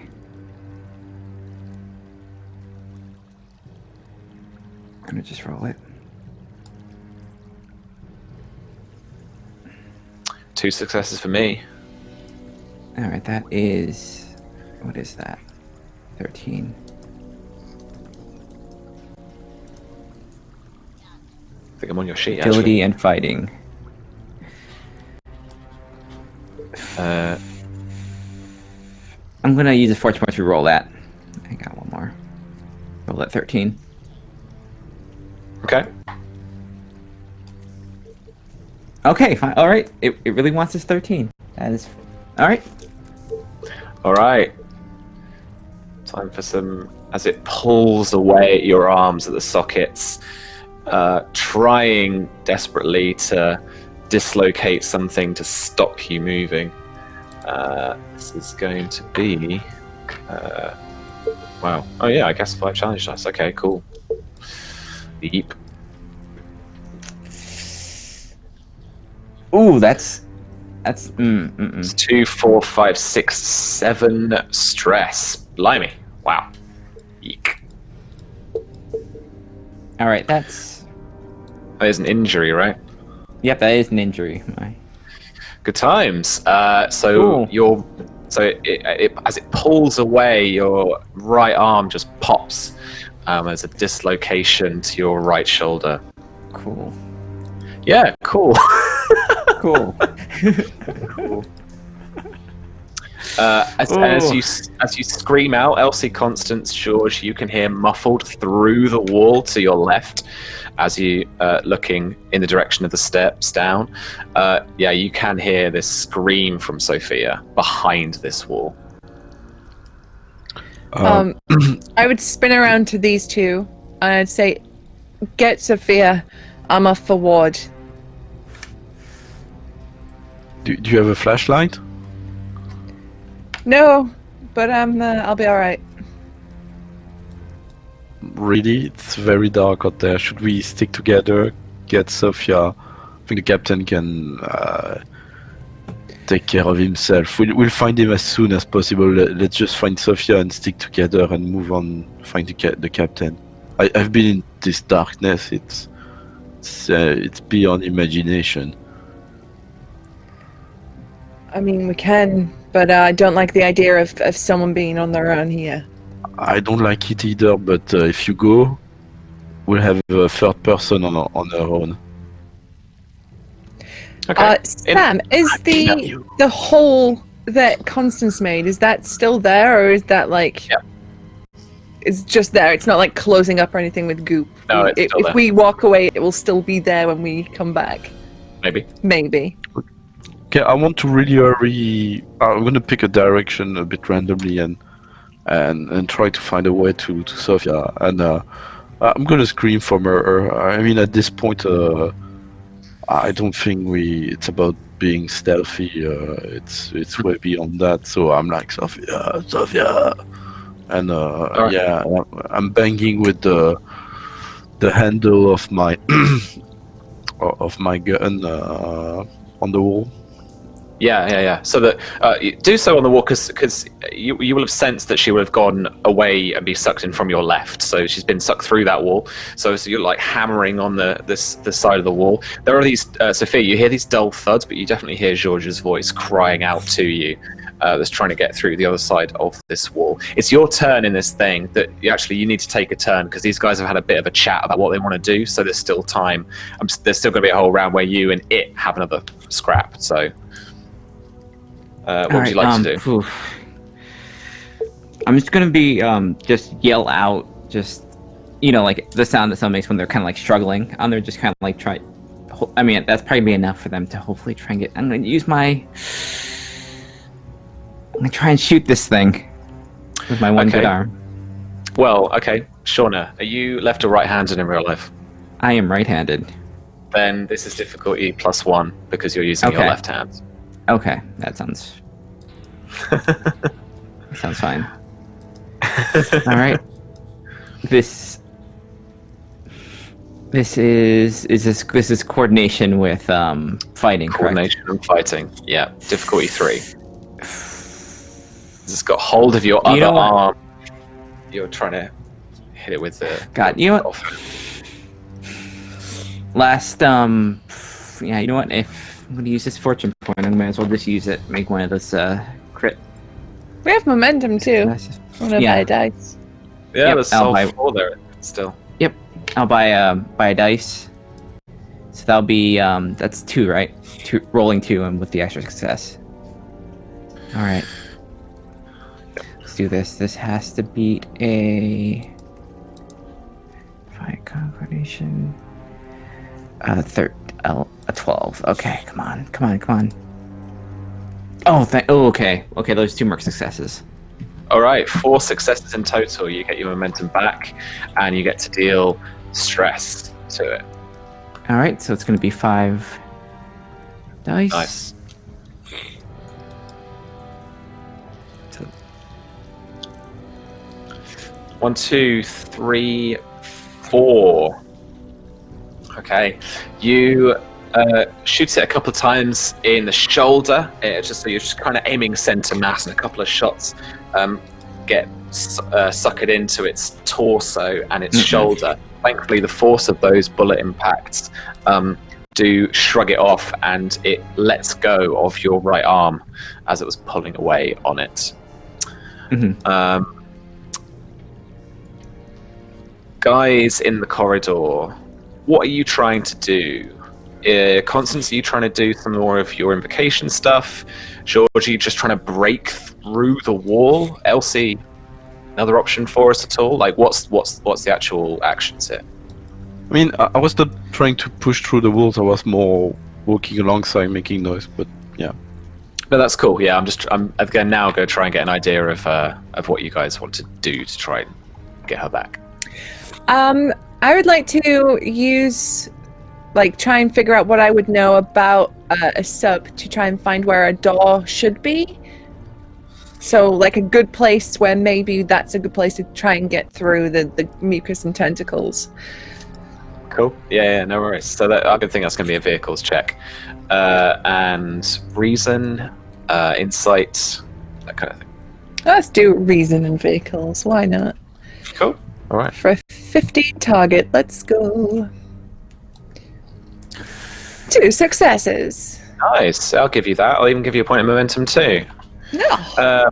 Yeah, I mean, you find, in this corridor particularly, where this doorway should be, and it's not where she's been grabbed and pulled through. It's actually just round the corridor, back on yourself, round the corridor just a little bit, just around the corner, and that is where the door should be. You actually, you hold yourself a bit, and you pat on the wall, and there is that lip of the doorway that just pushes out from the corridor wall slightly. So you have found a doorway, and again, it's this membrane of mucus and tentacles that is covering itself, and kind of you can see the slow movement of these tentacles just caressing over each other. In a kind of weird Cthulhu-y meets World War II ASMR video. The trench knife comes out. Yeah. All right. yes. Then I'm gonna try and. All right. Cool. All right. Yeah. You do that. You with this sharp, piercing object, you stab through this tentacle door. Captain Ward, as you are leaving the engine room, you hear, and people hear the echo of this low, rumbling, raw scream from the engine.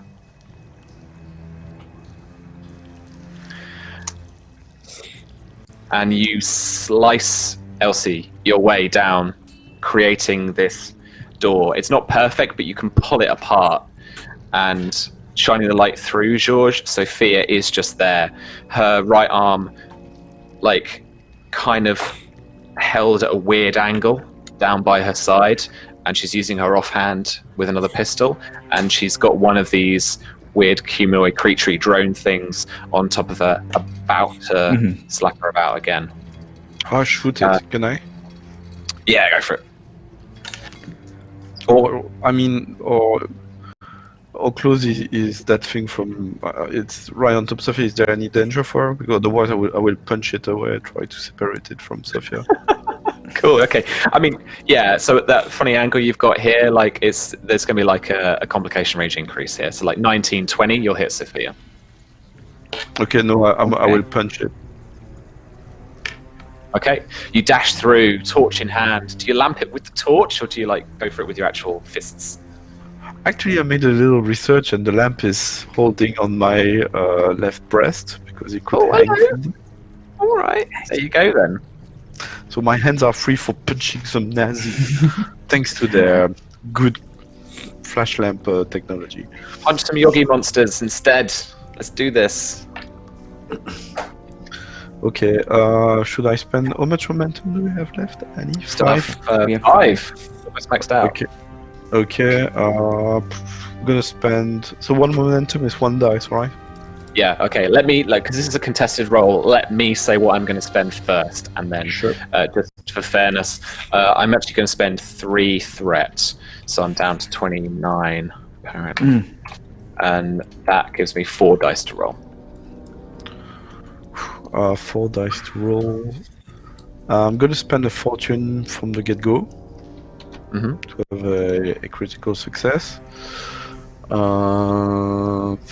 Okay, well, guys, do I want 2 extra dice or just 1? Spend everything. It's the finale. Just go wild. Just Okay. with threat and momentum. So I will spend 2 3 momentum to to have retain 2 extra initiative. dice. Is that alright? Yeah, crack on.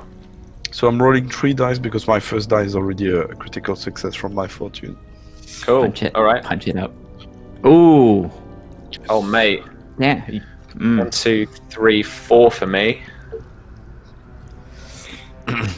So that's 5 for me. Nice. All right. You punch the weird monstery thing. Yeah. And I've got mean right hook. Your unarmed attack gains vicious weapon effect. All right. 5s and 6s is doing 2 stress. Yes. So I rolled 2d6. Yeah, unless you've got brawn above 9. Nope. No. I'm not that brownish. All right. Okay, 2d6.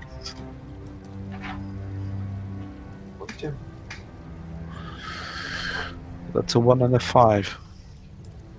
All right. So that's 3 stress. You smack it about the gob, and it pulls back, but it's not quite enough to fell it, and it, like my cat, seems to slip back into an upright position, ready for more. We've got to hand back to it now, because I've ignored a few keep the initiative things going on here, because Elsie got a thing, and then you got a thing, and then people did stuff. So I'm going to give it a. It's going to slap you back, mate. To be fair, and I am going to roll again. 4 dice, giving me down 3. Give me 6. So George, how many dice do you want to roll?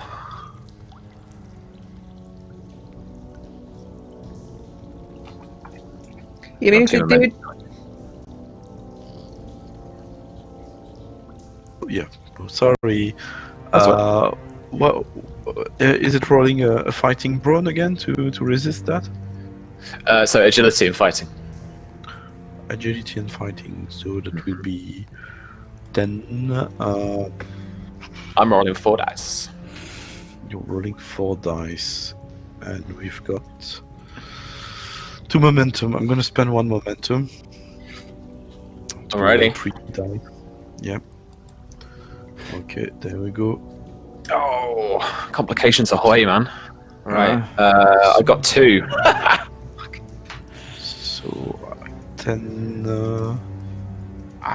So that's 2 success for me. Oh, all right. Okay. Well, let's resolve the damage, and we can resolve the complication after. But I do hit you for 5 of these bad boys, dealing 3 stress to you. Not so much, guys. What do we want to do with this complication for this blobby man thing? Now I'm just imagining Mr. Blobby, and no one in America will get that. Can he? Don't bring fall that through the evil floor? in here. Do not bring that evil in here, Sam. Oh, sorry, I mentioned it.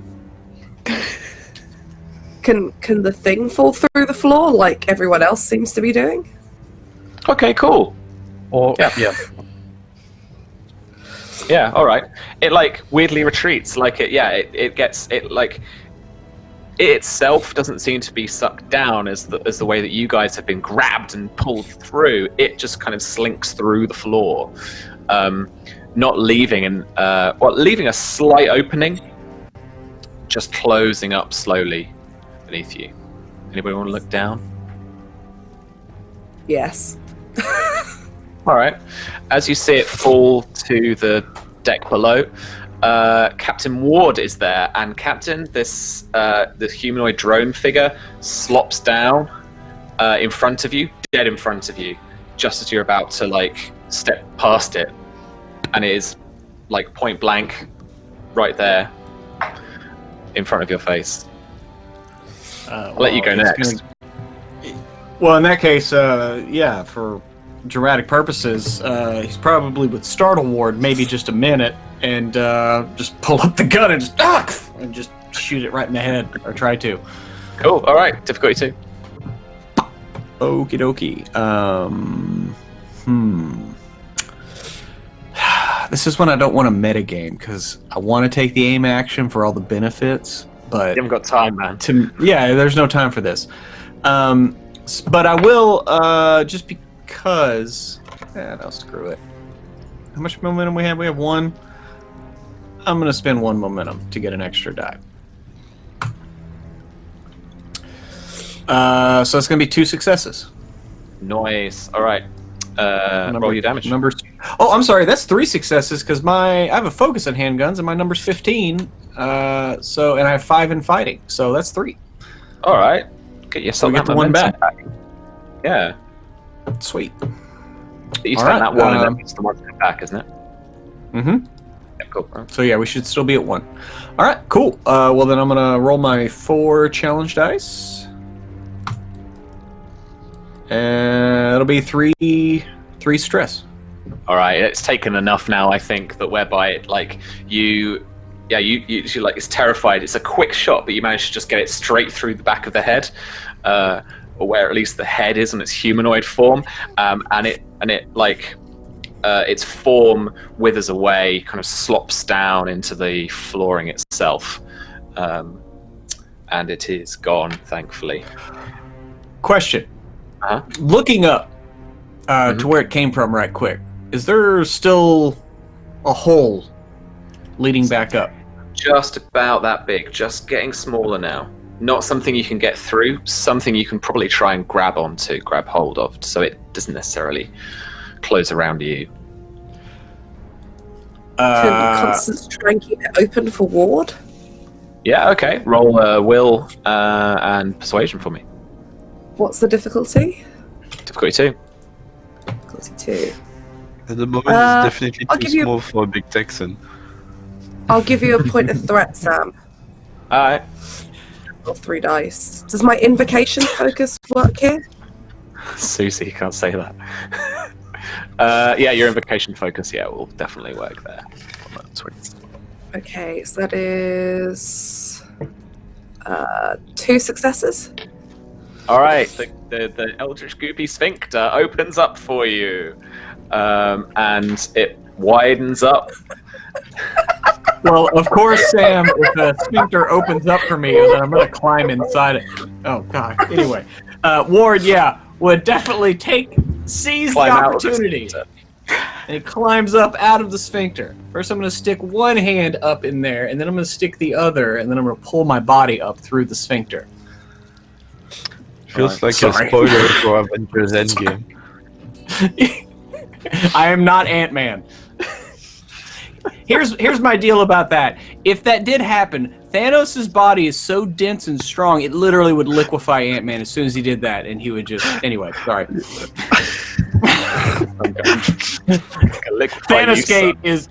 Thanosgate is complete BS. Anyway, so do you need a roll for me to climb up through this sphincter, you called it? Yeah, this sphincter. You pull yourself up through this sphincter and onto the same deck as everybody else. Okay. You're all back together again now. I feel like we're all gonna very Britishly avoid the fact that we've just seen Ward be birthed by an Eldritch Sphincter. It does That is close around true in like, Africa style, like. Yeah. Yeah. Push out. Yeah. Listen, that's the second time that's happened to me, so let's just... No. I was already a Christian, but I've been born again now. Sorry. Sorry, I can only apologize. I'm sorry, Sam. That was. Sorry for everyone. Everyone involved. I don't really know what's real anymore. All right. What's your plan? Because we could mess about here for another 40 minutes, or we could do something. Is my shoulder? Is it like it's dislocated, right? Yes. Yeah, afraid so. Just look at I'm gonna need someone to kind of put this back in. No, I can Sophia, help you. let me help you out here. I'm sorry, I've been thrown off a horse or two, and Ward comes over and just feels Sophia's shoulder. And I only say this because I have done this at least 3 times with my left shoulder, and he like feels her shoulder like where the ball joint is, and just kind of like lifts up and in. And Can I assist you? Yeah. Yeah, sure. Guys, This is medicine. The whole like I like the role play. I like the parachuter thing as well. So just be difficulty 1. Okay. Now, is this? Would you consider this insight or No. This what? I think. Oh man. Insight doesn't sit right with me. But Okay. I don't know anything else. Well, like it's kind of coordination and something like agility or brawn, where it like you're manipulating it, I guess. Coordination. Coordination and medicine. Score, yeah. You said I need 1. All right. So I need a 10 or better. And then George, it's the same for you. Break my right? arm. I'm gonna use a fate point. Hang on. Yo. I'm gonna use a fate point So I'm before I rolling ripped mine. Sophia's arm off. Yeah. Success. There we go. So that'll be 2 since George is All right. assisting. Yeah, so just Alright. like yell out, kind of. Ooh, yeah. Alright, with 3 momentum, you pop Sophia's shoulder back in. Now, if you're ever alone and that happens, you can just use a wall. Mm-hmm. It's good to know. Good to know. Learn that from Lethal Weapon. Alright. Alright, God. well, gang, what's the plan? Whatever, sir. All right, let me tell you something. This thing. First off, I don't know if y'all heard it scream. Did y'all do something just like a minute ago? Like right before whatever flopped down in front of me, and I climbed up through that orifice type thing. But did you do something? Because literally, I was in the engine room, and for lack of a better term, the engine screamed. You can probably see Elsie like cleaning off the goop with the crook of her elbow with a trench knife. All right, that tracks. Okay. That Well, this thing can be hurt. Yeah, this thing attacked me and I shot it. I don't know if that had anything to do with it. If anyone did anything else, but that's what I did with it.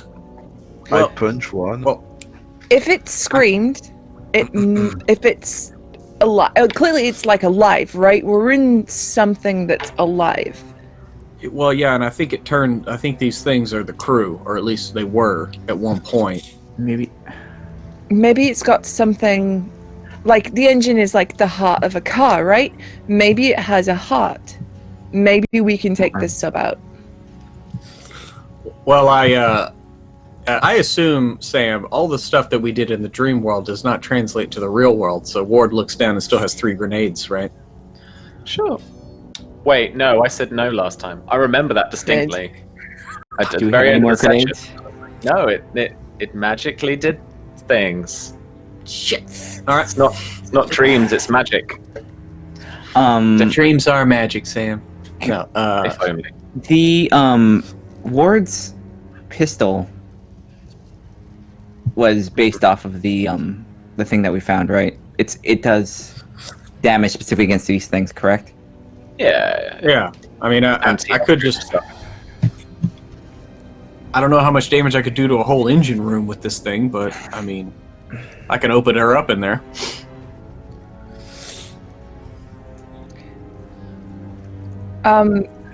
What about putting this thing back where it came from? Mm-hmm. putting it back where it came from would be a good idea. Everyone slowly turns to Constance. Yeah, just like I can try. The thing is, we could kill it here, but if it's not banished, it could just resurface somewhere else. Can you banish it? I summoned it, so technically yes. what do you advise doing? Do you have the most experience with this sort of thing? What should we do I with don't this? I don't have any of my ritual tools with me. Which Can is it a be done problem. without your ritual tools?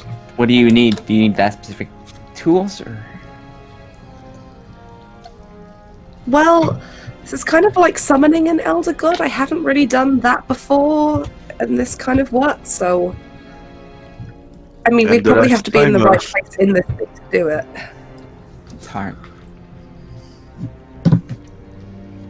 I mean, I could just try and call out to it and banish it, but I don't think it'll be that easy. Do you think if we coordinated an attack on the engine room and your banishing spell, like maybe if we weaken it a bit, you could maybe finish the job? Is that like... Maybe that could work. And this whole time Ward's like not really looking at you. He's looking kind of down to the side, but he's trying to put his nose down and get the job done. But I think that maybe we could possibly, like, right? Attack on two I mean, fronts. the weaker it is, Yeah. the easier it'll be. I like that. And maybe we'll focus Alright, on so- us rather than Constance while she's doing the. Well, how many people do you need to do this, Constance? Do you need other people? Or can you do this on your own? I can try on my own. The more of you that are, you know, taking out important parts, the better. So what if can we all go to the engine room and you do it Can there? try. Yeah, I mean, there are some of those things down there, just so you know. We're going to have to take those out.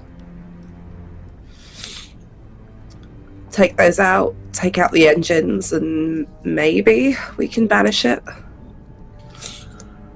Well, I mean, the physics of this place are a little off, but technically we need to go one level down and about 20 yards down the hallway. He points back the direction he thinks he came. But how do we want to do that?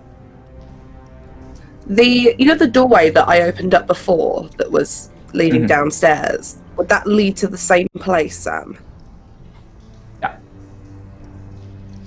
In which case, I will just be like, we've opened a door, and kind of point back in the other direction.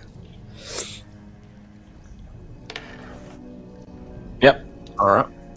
All right. Well, let's stick together and get this done.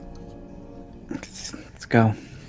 All right. You work your way down the corridor and through it back into the engine room.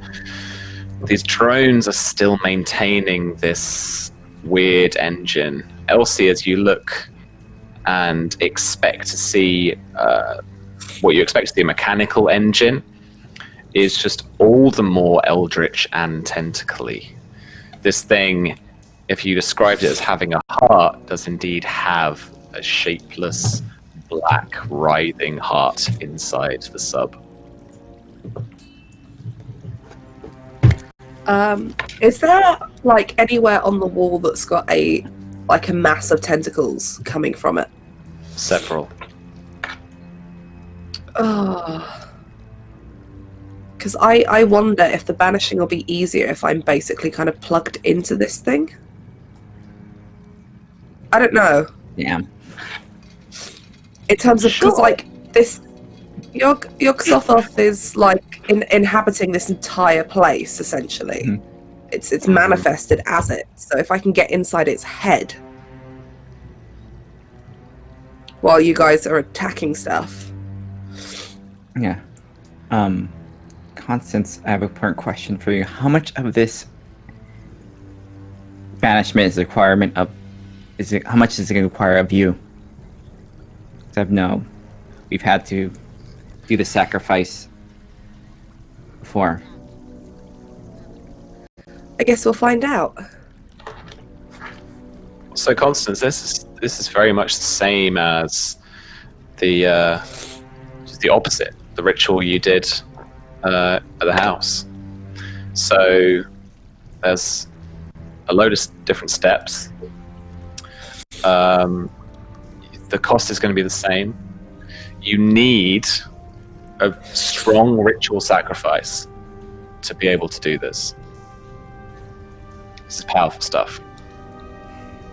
Constance won't tell anybody, but she'll take that on herself. Okay. You've got the cost to bear too. So you've got the challenge dice that people can share around. If everyone's basically involved in this ritual, whether they're shooting things, exploding things, or like just helping you somehow. Yeah, I'll. I mean, I have all the resistance. I might be okay. I think if anything possible, I think Sophia will if she can help you with that. Maybe he'll give the shield to one of the others, because she's kind of like, she is really banged up at this point, and she's not probably gonna be super effective at fighting this thing. Okay. And while they're doing that, Ward would go over to Elsie and be like, "Where do you think the fuel line on this thing is?" I'd just be like, do that kind of mechanic thing, you stand there and scratch your head and be like, "It's fucked, mate." That kind of look. I think we can probably find the fuel line in like a week or two, maybe. I got to get a part in from out. Yes. I don't know. I guess we'll just start hacking at anything that vaguely connects to it, I guess. There's a web of tentacles and stuff running along the walls and stuff, exactly where you expect piping and stuff to be, but it's kind of this weird twisted mass of them rather than ordered pipes, like, drilled in and fitted into the corners of the corridor and the room itself.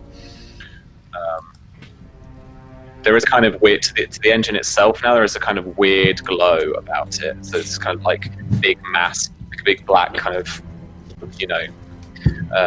weird mass, and it's got that kind of glow, the orb light kind of iridescence of the of when you summoned what's his chops, your Sothon.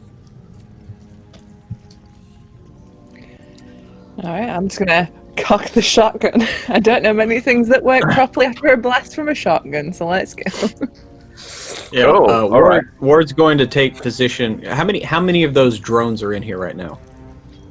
There are two here, so there's the two that you saw when you looked back in. Yeah. All right. And Sophia, what are you doing right now?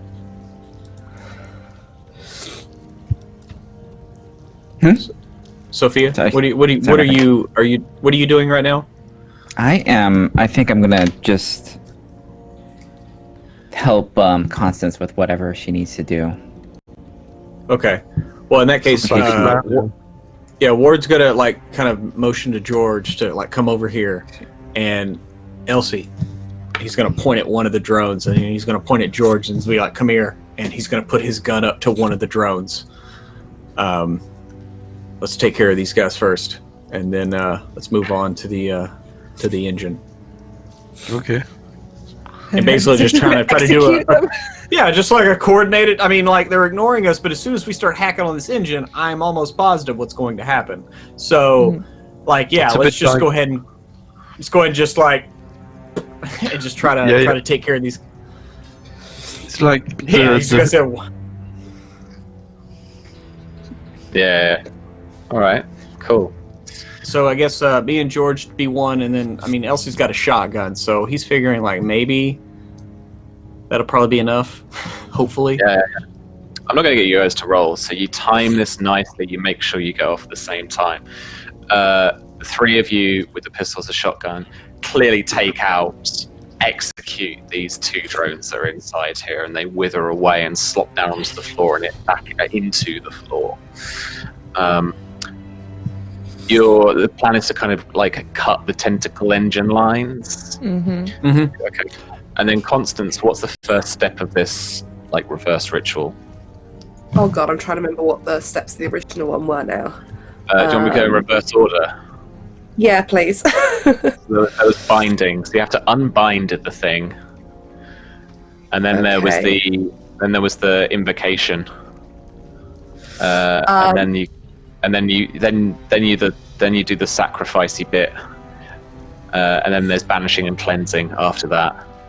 Okay, so Constance is going to do something weird because, like, this whole place is the thing. So she's going to walk up to one of the walls that have got all the tentacles and kind of, like, put her arms out and let them grip at her in the hopes that she can kind of use that to...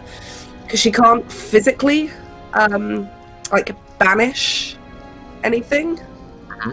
Because she doesn't have her tools to do it, so she's going to have to try and do it mentally through the kind of weird psychic stuff going on. That's where I'm going with it anyway. Alright. So she will wait until she can kind of feel those latching into her. Yeah.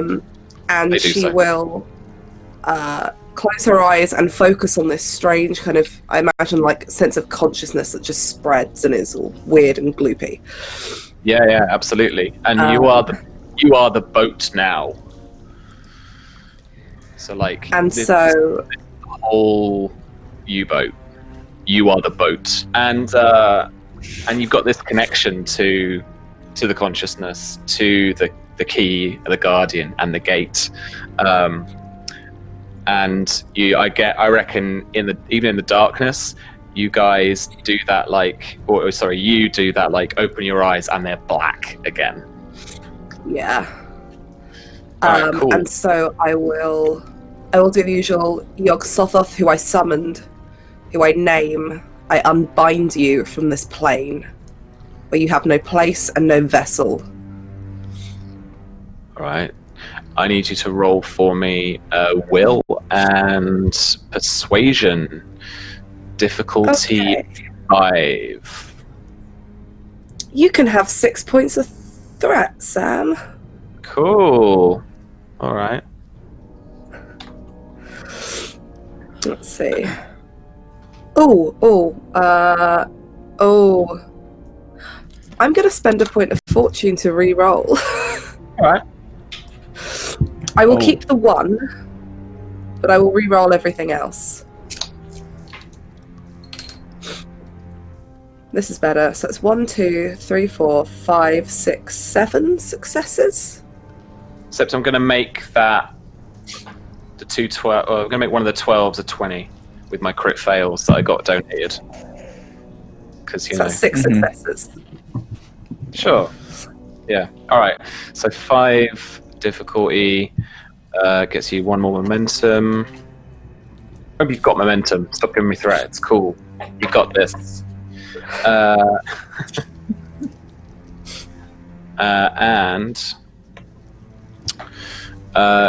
So you complete that step. We need you to pay the cost. Either it's yourself or Sophia, who is hanging around you and has a little bit of that Sicily psychic connection. She clutches the shield. It will be me. All right. Pay that cost. How many dice am I rolling for that, Sam? Sorry, it's up to me, isn't it? 6. 6, cool. There's no added fatigue to that or anything, just straight 6. 1, 2, 3, 4, 5, 6, but I have a mental resistance of 6. Okay. So you're good. Weird and distant, but good. Okay, cool. You completed the first step. You have unbound the weirdness. And again, the weird heart of the engine seems to shrink and morph and move. Its lights fluttering and starting to die. And again, there's that low hum and scream. I am going to spend 5 threat here, so we're back down to 28. If I can put it in the right box, as 5 more of these drones start forming through the walls, bearing in on you with quicker pace, sharper movements now as claws and little bits start pulling out from them, the humanoid forms themselves, and start slashing at you. All right, Susie, you wanted to cut some power lines, right? Yeah, before I would have done that though, because I would be aware that it probably would summon some spooky shit as I'm trying to kill it. I would have handed my shotgun off to one of the boys. While I just sort of like, hair up, stab, stab, stab, let's go. All right, cool.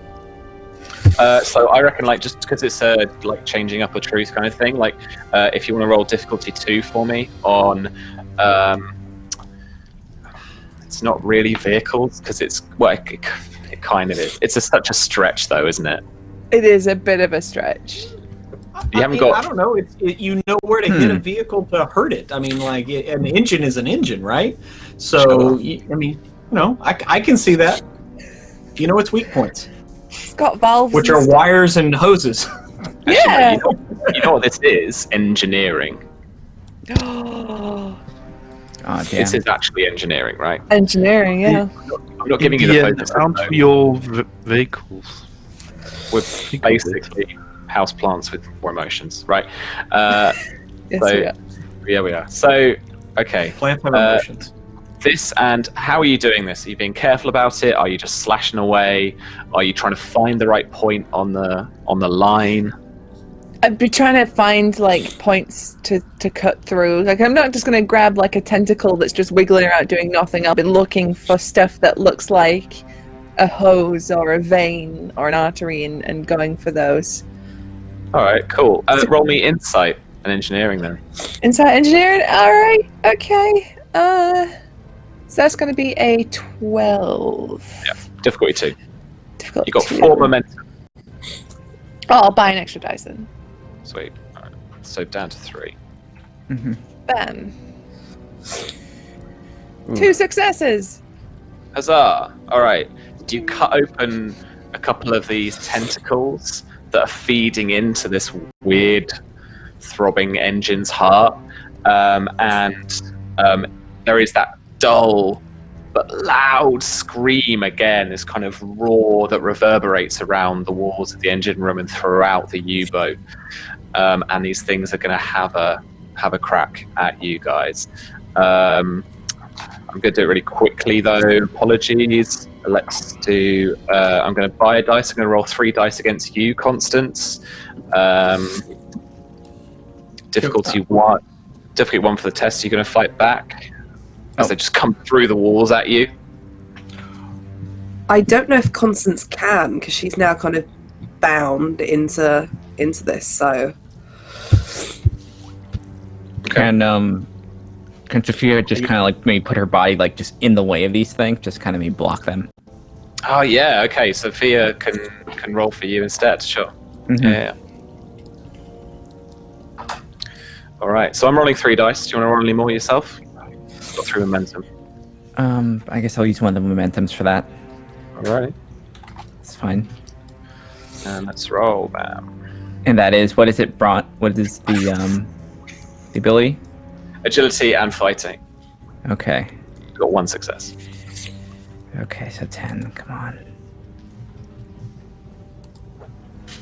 Jeez. Okay. No. 2 successes with that.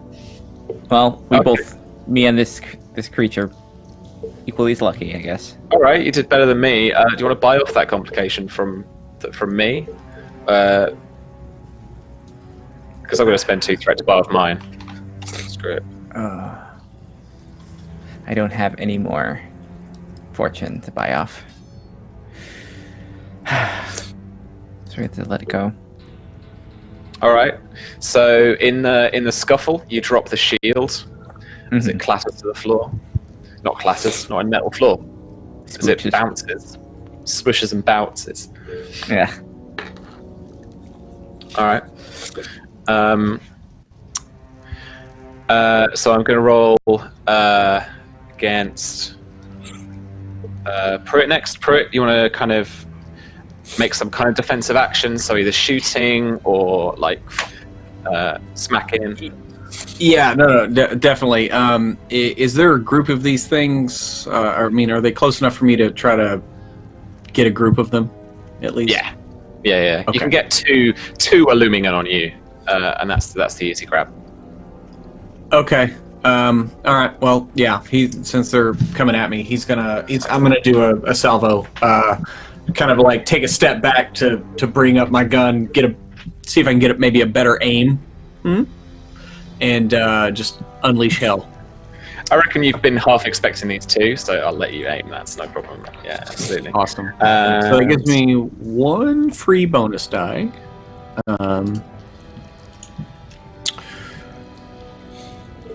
And I'm going to spend a fortune point as I'm doing this and yell out to Constance, whatever you're gonna do, you better do it now. So, goddamn, and just and basically try to give her a little bit of oomph. So you have a free fortune point there. Thank you. Nice. Oh shit. So I got 4 successes. Oh my!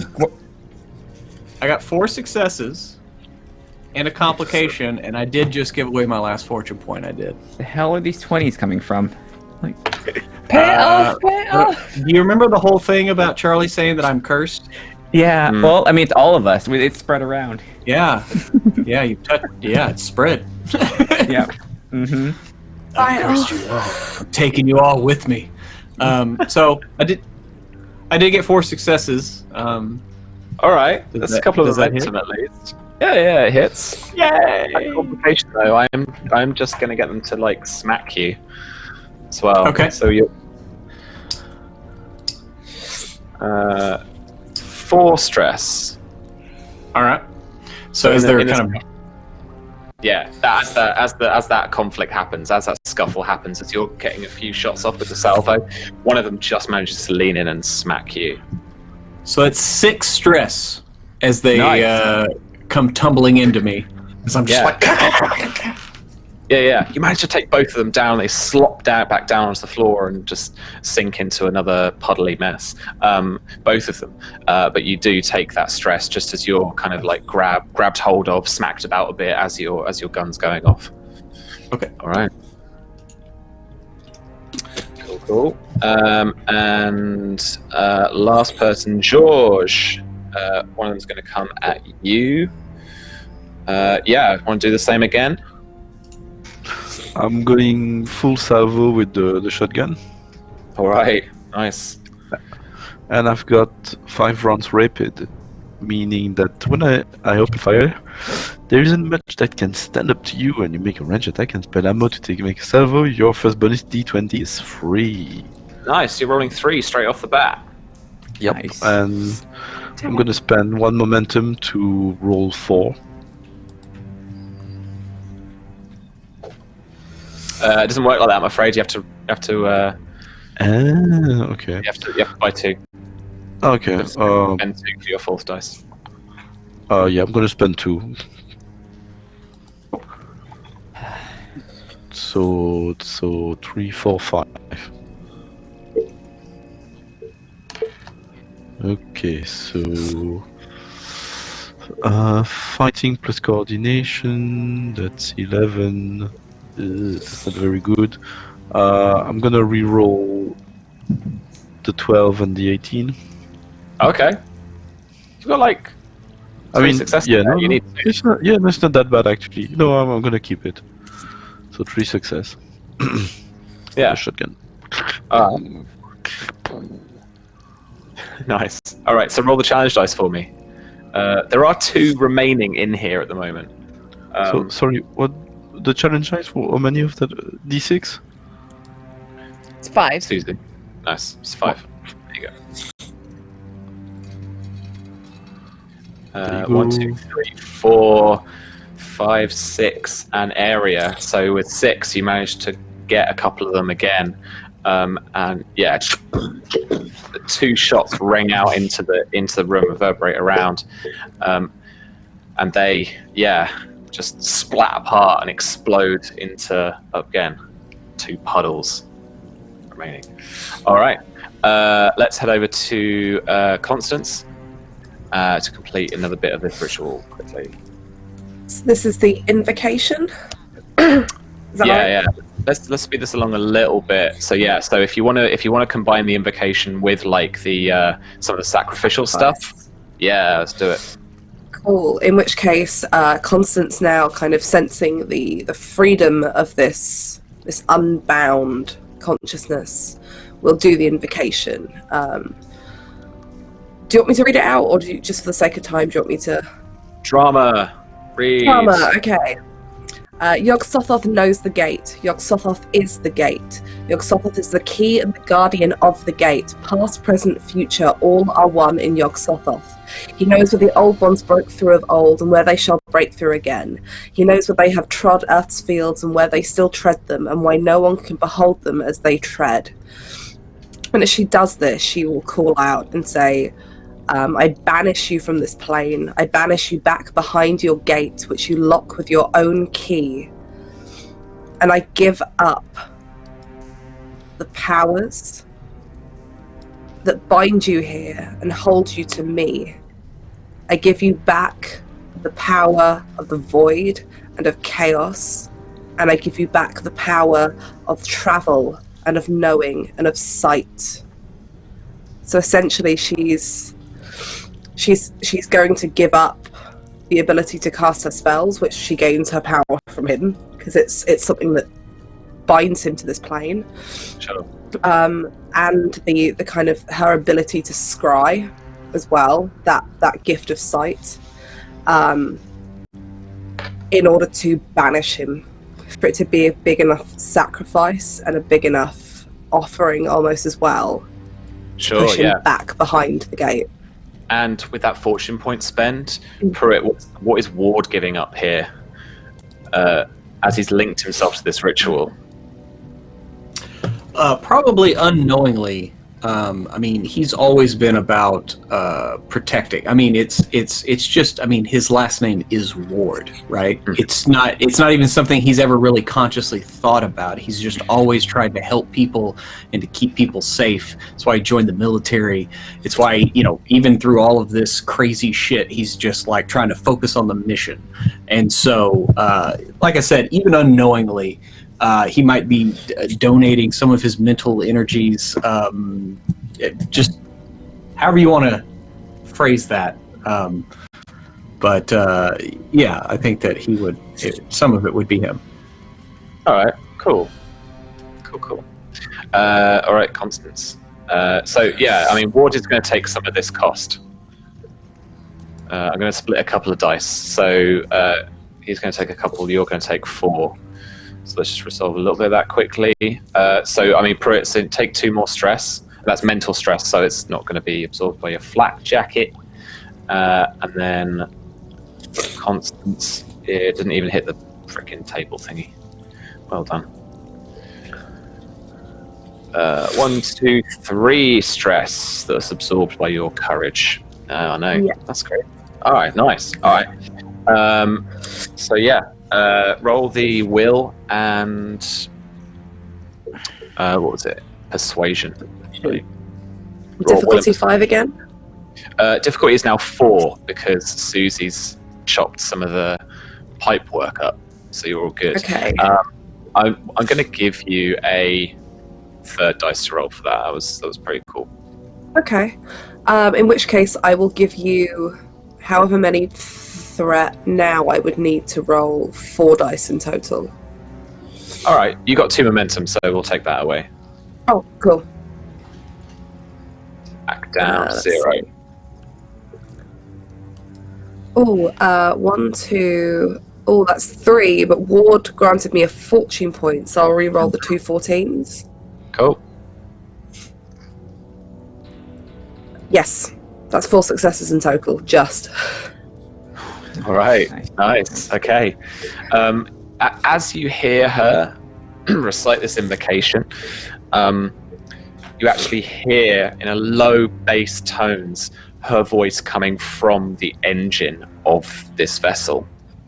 As she speaks through it, the glow of that weird, formless orb of tentacles and weird pipework and ooze just glows with her speech.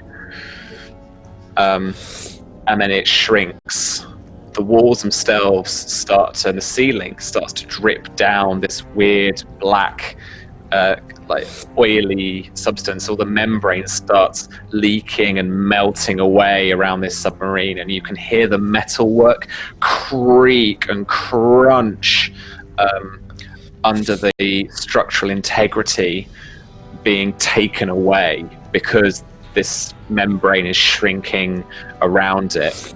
A few of the rivets, loose rivets that are actually inside this, start to pop and burst. Some of the wall starts to crunch, and I don't know, whatever. Just spend some threat here to whatever we're on.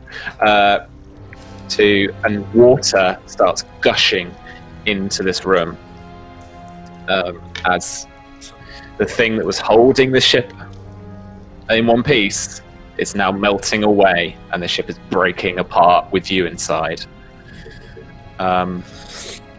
We've got cleansing left to do, but it's a race against time. This is very much a case of, Constance, you either have to cleanse this properly now, here, and stay, or you have to run. You guys have to get out. Otherwise, this is all going to crumble in around you, and suddenly you're going to be in the Nile, in amongst all this like crunched up metalwork, struggling to get out.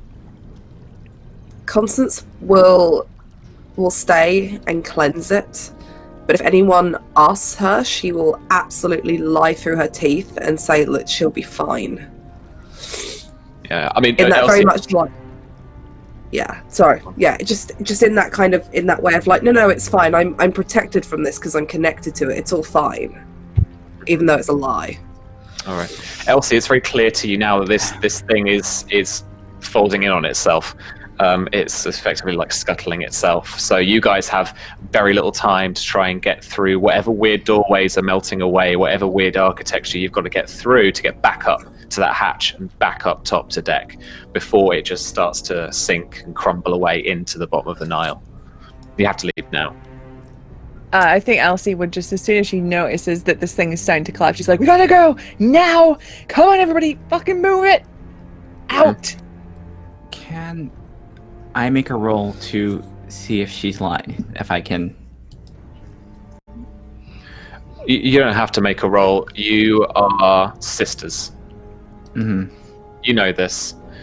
And I mean, in a weird way, she's not even that convincing because Constance has this weird attachment from everything. So as much as V, as much as Constance or you will her to like say it's going to be fine, you know, that sense of emotion, that passion to try and put across your lie just isn't coming across. It's just, you know, it's fairly blank and distant, and it's not honestly very believable. And especially Sophia just picks up on that straight away.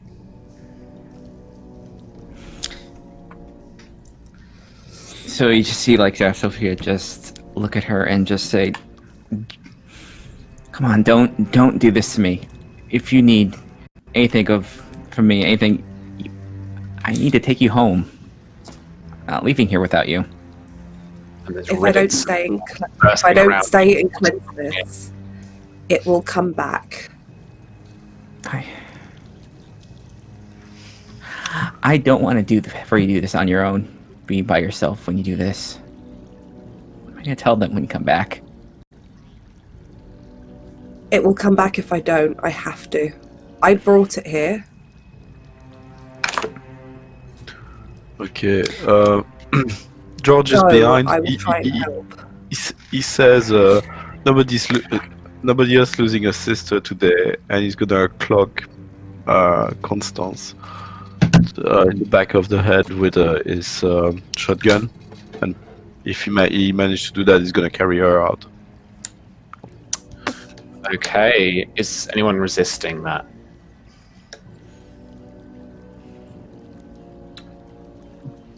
Constance, I imagine you're still kind of tied up with the tentacles.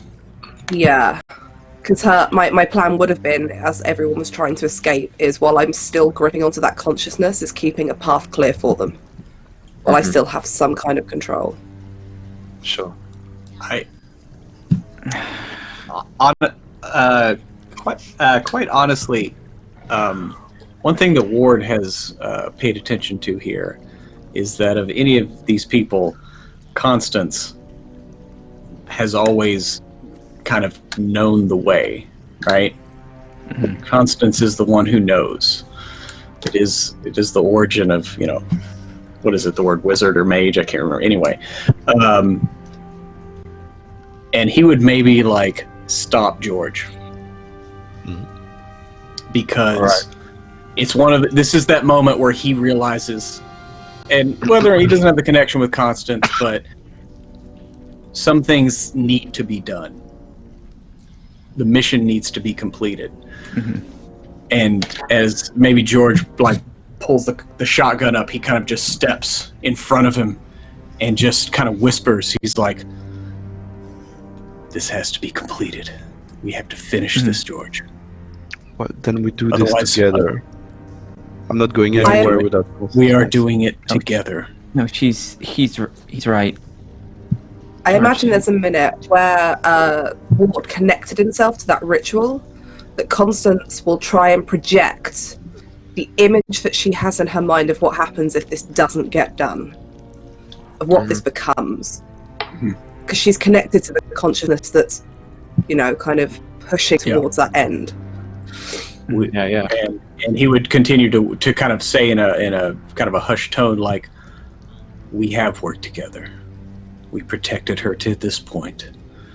We've disrupted this thing. She has to finish this, or we won't have another chance. We need to leave. And Otherwise, we all Elsie die." is grabbing Sophia's arm and trying to pull her as well, because I'm very aware of how little time we have to get off this submarine. For a second there, like, I think Sophia's gonna kind of jerk What's forward, just kind of give Constance like just a very strong hug, and she's like just sobbing and just says, "Love you, love you." I love you too. Now go. And she probably just has. Yeah, Elsie just needs to yank her away. She's just like, glasses are kind of like, she's just like sobbing. And Ward's going to start ushering everyone out. And before he goes, he'll reach out and kind of grip Constance's shoulder and look her straight in the eyes, which she maybe realized, like, for a long while that has not occurred. And he just kind of gives her a knowing nod of the finality of this, and then rushes out. Okay, I'm gonna pick up the disc before someone leaves. I'm gonna grab it through the indentations for the hand. Turn to Constance. I say, "You brought this thing here for me to find my sister. I'm sticking here with you, and I'm gonna concentrate, looking deep in the eyes of Constance while holding the disc. And I want to use my scar branded by Atlantis and my truth. There is someone in here with me to support her in whatever she does. Try to find some kind of connections with what is going on. I'm trying to turn in a dabbler in some way." Yeah, sure. Okay, cool. So you'll assist this last check. This will still be will, and for George, I think something like observation work best. But then for Constance, and instincts would apply there as well, mate. And then for Constance, this is another will and persuasion to cleanse this place. For you, this success is you are allowing people to get off with the right time, the right thing. I'm going to let you succeed at a cost. The cost being the integrity of the U-boat itself. So you succeed here, and you give people enough time to get back up on deck. I give you fortune, minus fortune. That's what I do in addition to the assist. Cool. All right. What's the difficulty of this, Sam? Difficulty 4 again. Or again. Okay, I will give you all the threat to roll 5 dice. And hope for the best. 1, 2...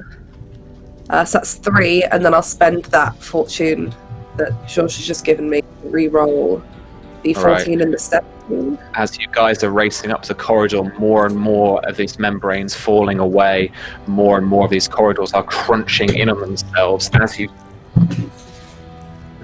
just get to a point where the doorway would have collapsed in on you, these membranes actually stop and hold it and pull it apart for you as you make your way up this ladder of 20, 30 things crunching, and water stopping in around you and hitting you in the face as more rivets start pounding away into the thing. Guys in the engine room, water just smashes in around you as you manage to get this membrane away, nullify it, cleanse the area. Georges, your assist.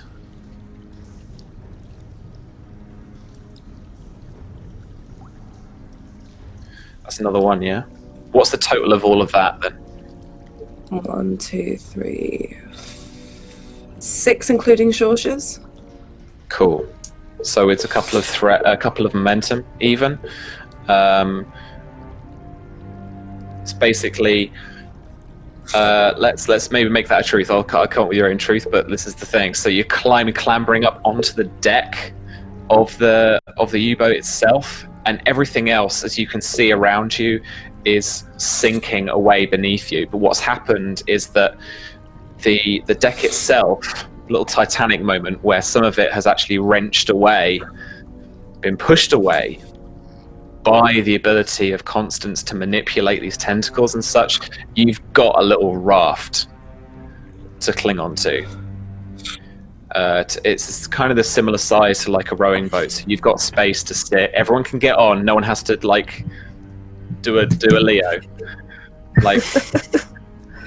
And you're all and that's it. You're sat or stood on this deck that's been torn away in the cold Egyptian night,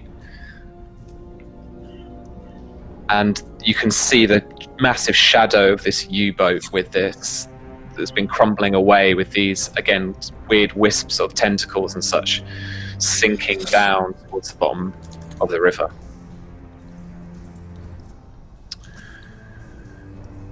And because of their sacrifice, you guys have survived.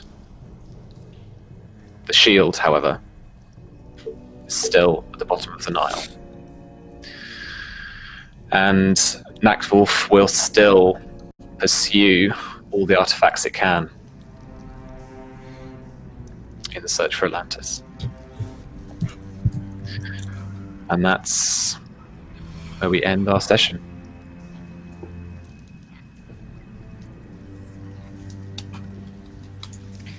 Thank you very much. Do you remember where an hour ago we were all laughing and having We're all fun? laughing, I know. Oh. God. We just had a thing in our chat. Right, sorry. What's the opposite of a prelude? I don't know. Epilogue, there we go. Yeah. As you are... it's the next day, as some more jeeps, British jeeps this time, turn up around near the riverbank. You wake up to the Nile having chunks of this stuff float to the top, and even as it dips slightly under the water, burns with this blue flame. Little parts of it, little pockets of it, like an oil slick that's been set alight almost on little patches of exactly like an oil slick, patches of this stuff all across the Nile, and just you're surrounded by little pockets of fire, kind of this low ebb all around you, as you see across the way by the bank, and there's Alec and deadman stood with British Army all around here to try and pick you up and salvage what they can of this operation. So that's where we are. I would like to go. I think maybe it's a good closer to ask our remaining agents where they are at the end of the war. So 1944 D-Day, and then the campaign throughout Europe to liberate it ends with the fall of Berlin in 1945. Where do you think, Pruitt, Captain Ward ends up fighting the Eldritch abominations during World War II? I think that Captain Ward. Ends the war as a full bird colonel in Section M. Or I'm sorry, what's the American version? I'm sorry, Majestic. Majestic. Yeah. Working for Majestic, seeing what he has seen, there's no way he can go back to fighting a conventional war that he was trained for. He feels he needs to be the one to train people to fight this shit, considering he has seen it, he has fought it, he has lived through it, and if anything, always holding the memory of Constance and George, her with her wisdom and George with his cunning, his wit, his judging and acute eye, remembering their loss. He would push forward for every conceivable advancement, maybe even a little recklessly so. He would be that guy that's like, no, we need to use every weapon at our disposal to fight this. So I think he ends the war, in some kind of crazy, awesome, like flying like ship or something. I don't know, maybe kind of like a helicarrier, something like that. He's got an eye patch. Get together a nice team of people to take out Hitler. Sure. That's headcanon now. Takes on the code name Fury. No. Susie, where do you think Elsie ends up, 44 and 45? Oh boy, I think much like Ward, she couldn't go back to just normal service, right? Like, you can't just go back to the trenches when you've seen big tentacle beastie creatures. I think she helps research and development with the vehicles and engineering, the more mechanical stuff. I think she's like, I've been there elbow deep in a heart engine. I have first-hand experience with this stuff. I can help us make this, deconstruct this, and find weapons or things to stop this kind of stuff. Yeah, nice. And as Section M builds up in the park, I think that's cool too. All right. And Shauna, where do you think Sophia ends up after the loss of her sister? I think this, like the rest of them, I think her work with Section M against, the Eldritch horrors becomes her calling. She does her best to kind of take up where Constance kind of start off and just kind of do as much research. She won't be as spiritually tied to it, but she'll do her damn best to keep Section M work on the research division. She's probably not going to go. She'll go off from time to time, but her real asset is just being able to train people on this and then build up the research. And she's probably that's probably where she'll remain. Nice, cool. All right. Well, thank you very much, everyone who's been watching. We've had a cracking time. Really cool time, and it's been great testing out the system and getting to know it as well for something that you kind of work on a bit, and then actually get to try it out kind of on the virtual tabletop, I guess. Why don't we go around one last time, let everyone know where we can find you and what you're up to, and then get all those follows and stuff. Pruitt, let's start around, go around the horn. First off, thank you, Sam, Virginia, all the people there that are crafting this game. It was so much fun. I absolutely love it. It's just a rip-roaring good time. And I had such a good time with this group. It was truly a fun Cthulhu game. So pulpy, so much pulp. No straw can handle this kind of pulp. So yeah, I'm Pruitt. I'm one half of WebDM. You can check our videos out on YouTube, where we have DM, D&D, tabletop related advice videos. We also have games on Tuesday, Thursday, and Sunday. And you can also catch me on Tales from the Grim on Sunday for a little Highlander action using the Cypher system. Yeah, I'll see y'all at some point down the road for sure. But it's been a fun ride so far. Yeah, definitely. Cool. Thanks very much for it. And then Virginia, let us know where you are on the internet. Yeah, I am Tabletop Horde over on Twitter, where I post about RPG stuff. I also work with Sam at Modifius. I'm going to be on a Game of Thrones stream coming up soon that Sam will probably mention, and the spy game testing stream on a Sunday, which I'll also leave for Sam to mention. Other than that, there isn't much else at the minute. But I just want to say it's been really amazing playing with all of you guys. I love you all so much, and I'm really going to miss playing with you, so I hope that we all get the chance to do this again. But that was cool. Awesome. Thanks very much. Susie, over to you. Where can we find you? What are you up to? Oh boy, all my games are ending for the season, and I'm really bummed about it. But oh my god, there's just a cat. Giant cat. Oh, hey. Oh, staring directly into the camera.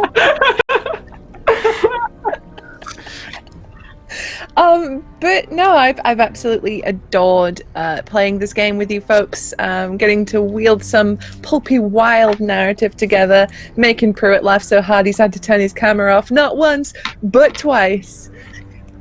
And disrupting Sam and everything I do. But it has been so fun. Thank you everybody for playing, and thank you Sam for GMing.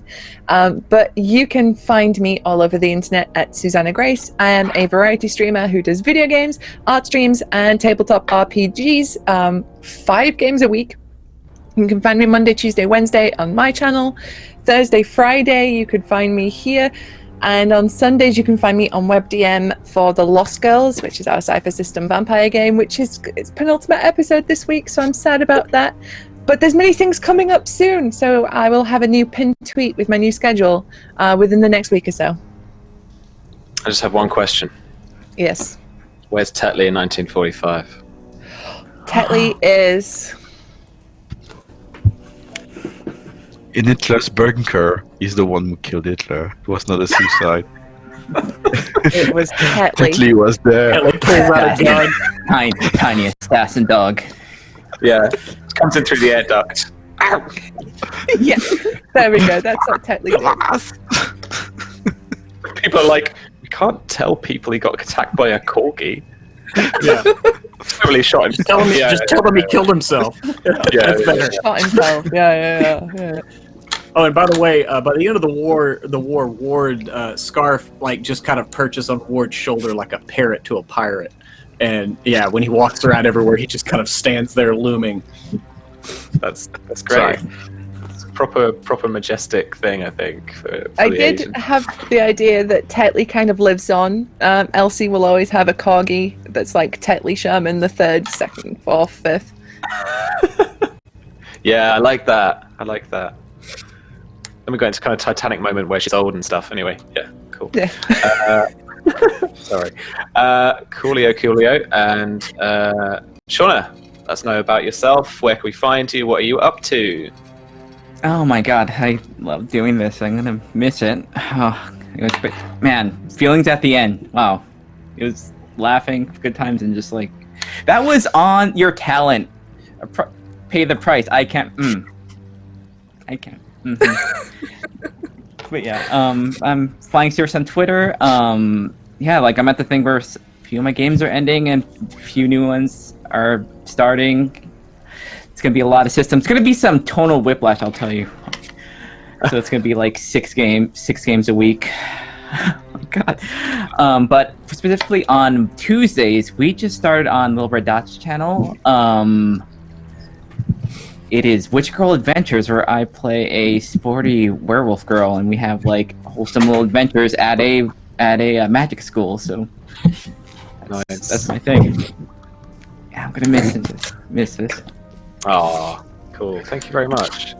And Callum, where can we find you? What are you up to and all that? What are you doing, bro? Well, I just wanted to say this was my first ever long format stream game, and what a first. I mean, that was amazing cast, amazing game master. Thank you so much. Thanks, Sam, for buying into my geeky historic stuff in the background. I really appreciate that you brought in stuff from the Spanish Civil War. And it was amazing, truly amazing. And I will be back.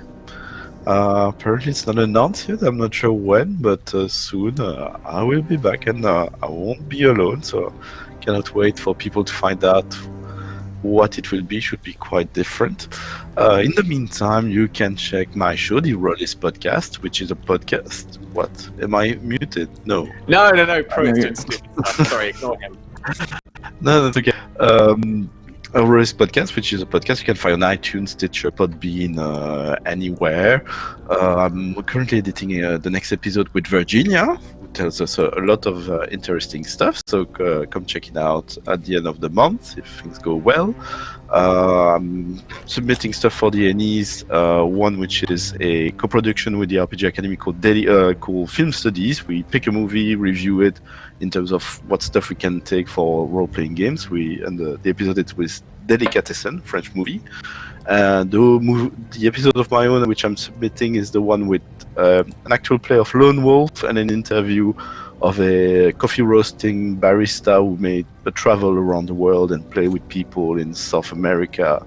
And the Lone Wolf is quite good. And also, if you want some Game of Thrones before Game of Thrones starts, talking about the role-playing game, you can find Sam in episode 7 game mastering myself and a few other people in a convention playing Brothers of the Watch. So that was quite our very first actual play, which was quite cool. So come tell me what you think about all of that, send me reviews, etc. Come see me on Twitter at RollisPod. It's written under me. Thank you so much, people. Thank you, the people in the chat. It's amazing your support, and it's quite an experience. Thank you. Thank you indeed. I remember that. No pasaran. Primigenis no pasaran. Yeah. Oh man, what a teaser! Spoiler. Will. Oh, It's not his Not song. here to stop him. What? Will's not here to I stop didn't him. do anything. I didn't say anything. That's 10 years in you perp. I took. Careful. Well, if you have all had enough, I am Sam, otherwise known as RPG Webby, everywhere on the internet. I work for Modifius Entertainment as the head of roleplay game development. We've been developing Achtung, Cthulhu for our 2D20 system, and this is what it was all about. I'm also one half of Black Cats Gaming, a little independent publisher that I'm working on with a friend of mine, and we are going to be publishing this year The Spy Game. We're going to be kickstarting. It's a 5th edition powered open game license game about spies, espionage, action, tactical adventures, all sorts of cool, crazy stuff. Everything from your kind of crazy, like Michael Bay explosion action film, Mission Impossible type stuff, to really, dark thriller espionage type stuff too. Everything you can imagine. So we're really excited to be putting that together. I'm testing that on my channel, RPG Webby, on Twitch every Sunday. From 4 p.m. UK time, which I believe is 11 a.m. Eastern, just for a couple of hours. So if you want to drop by, follow my channel, and then just head on over, see what you think about it, and all building up to the Kickstarter in a couple of months' time, hopefully. And then, as the guys also mentioned, we're also, and I can talk about this, all you people with your games you can't talk about, we're going to be running a Game of Thrones game on a Thursday. We're going to be running it 9 p.m. UK time, which is, help me out here, 4 p.m. A little bit early for folks over in the US. So we're starting that on the 25th of April, which is obviously a couple of weeks after the premiere of the final season of Game of Thrones starts next week. I am dead excited because I am a massive Game of Thrones nerd. And so we're playing the Song of Ice and Fire roleplay game. It should be utterly awesome. We've already devoted far too many hours to session 0, session 0.1, session 0.2. There's a wiki now. Thanks, Charlie. And it's going to be, I've got this feeling it's just going to be an absolutely astounding game. We've got some fantastic people on it as well. I'm going to be GMing, Susie's going to be on it, V's going to be on it as well, and then a few other people too, including Charlie Frost and Fire as well. Don and Tom, Redundant UK, and Jason, just Jason please. So we should have a really, really awesome time. I can't wait. So that's all my stuff. Follow us, and obviously if you want to get in touch with Modiphius, you can tag us at Modiphius on Twitter. You can reach out to us at modiphius.com, stores on modiphius.net. I'm going to be chatting to Will about more stuff, hopefully coming up soon, although nothing of that confirmed yet. That's literally like a teaser for nothing. Just going to chat to him about more games on account roleplay, hopefully. So yeah, we'll get chatting. Apart from that, we're all good, unless you want to drop more hints about your own games.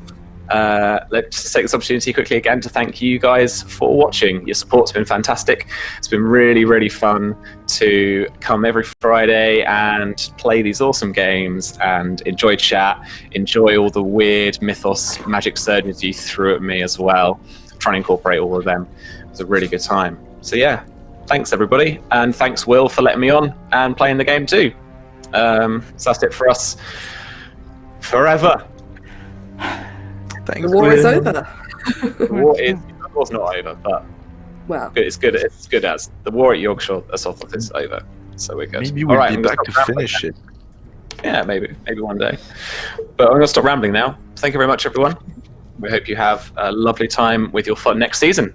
Enjoy your games and be awesome to each other. Thanks very much. Bye-bye.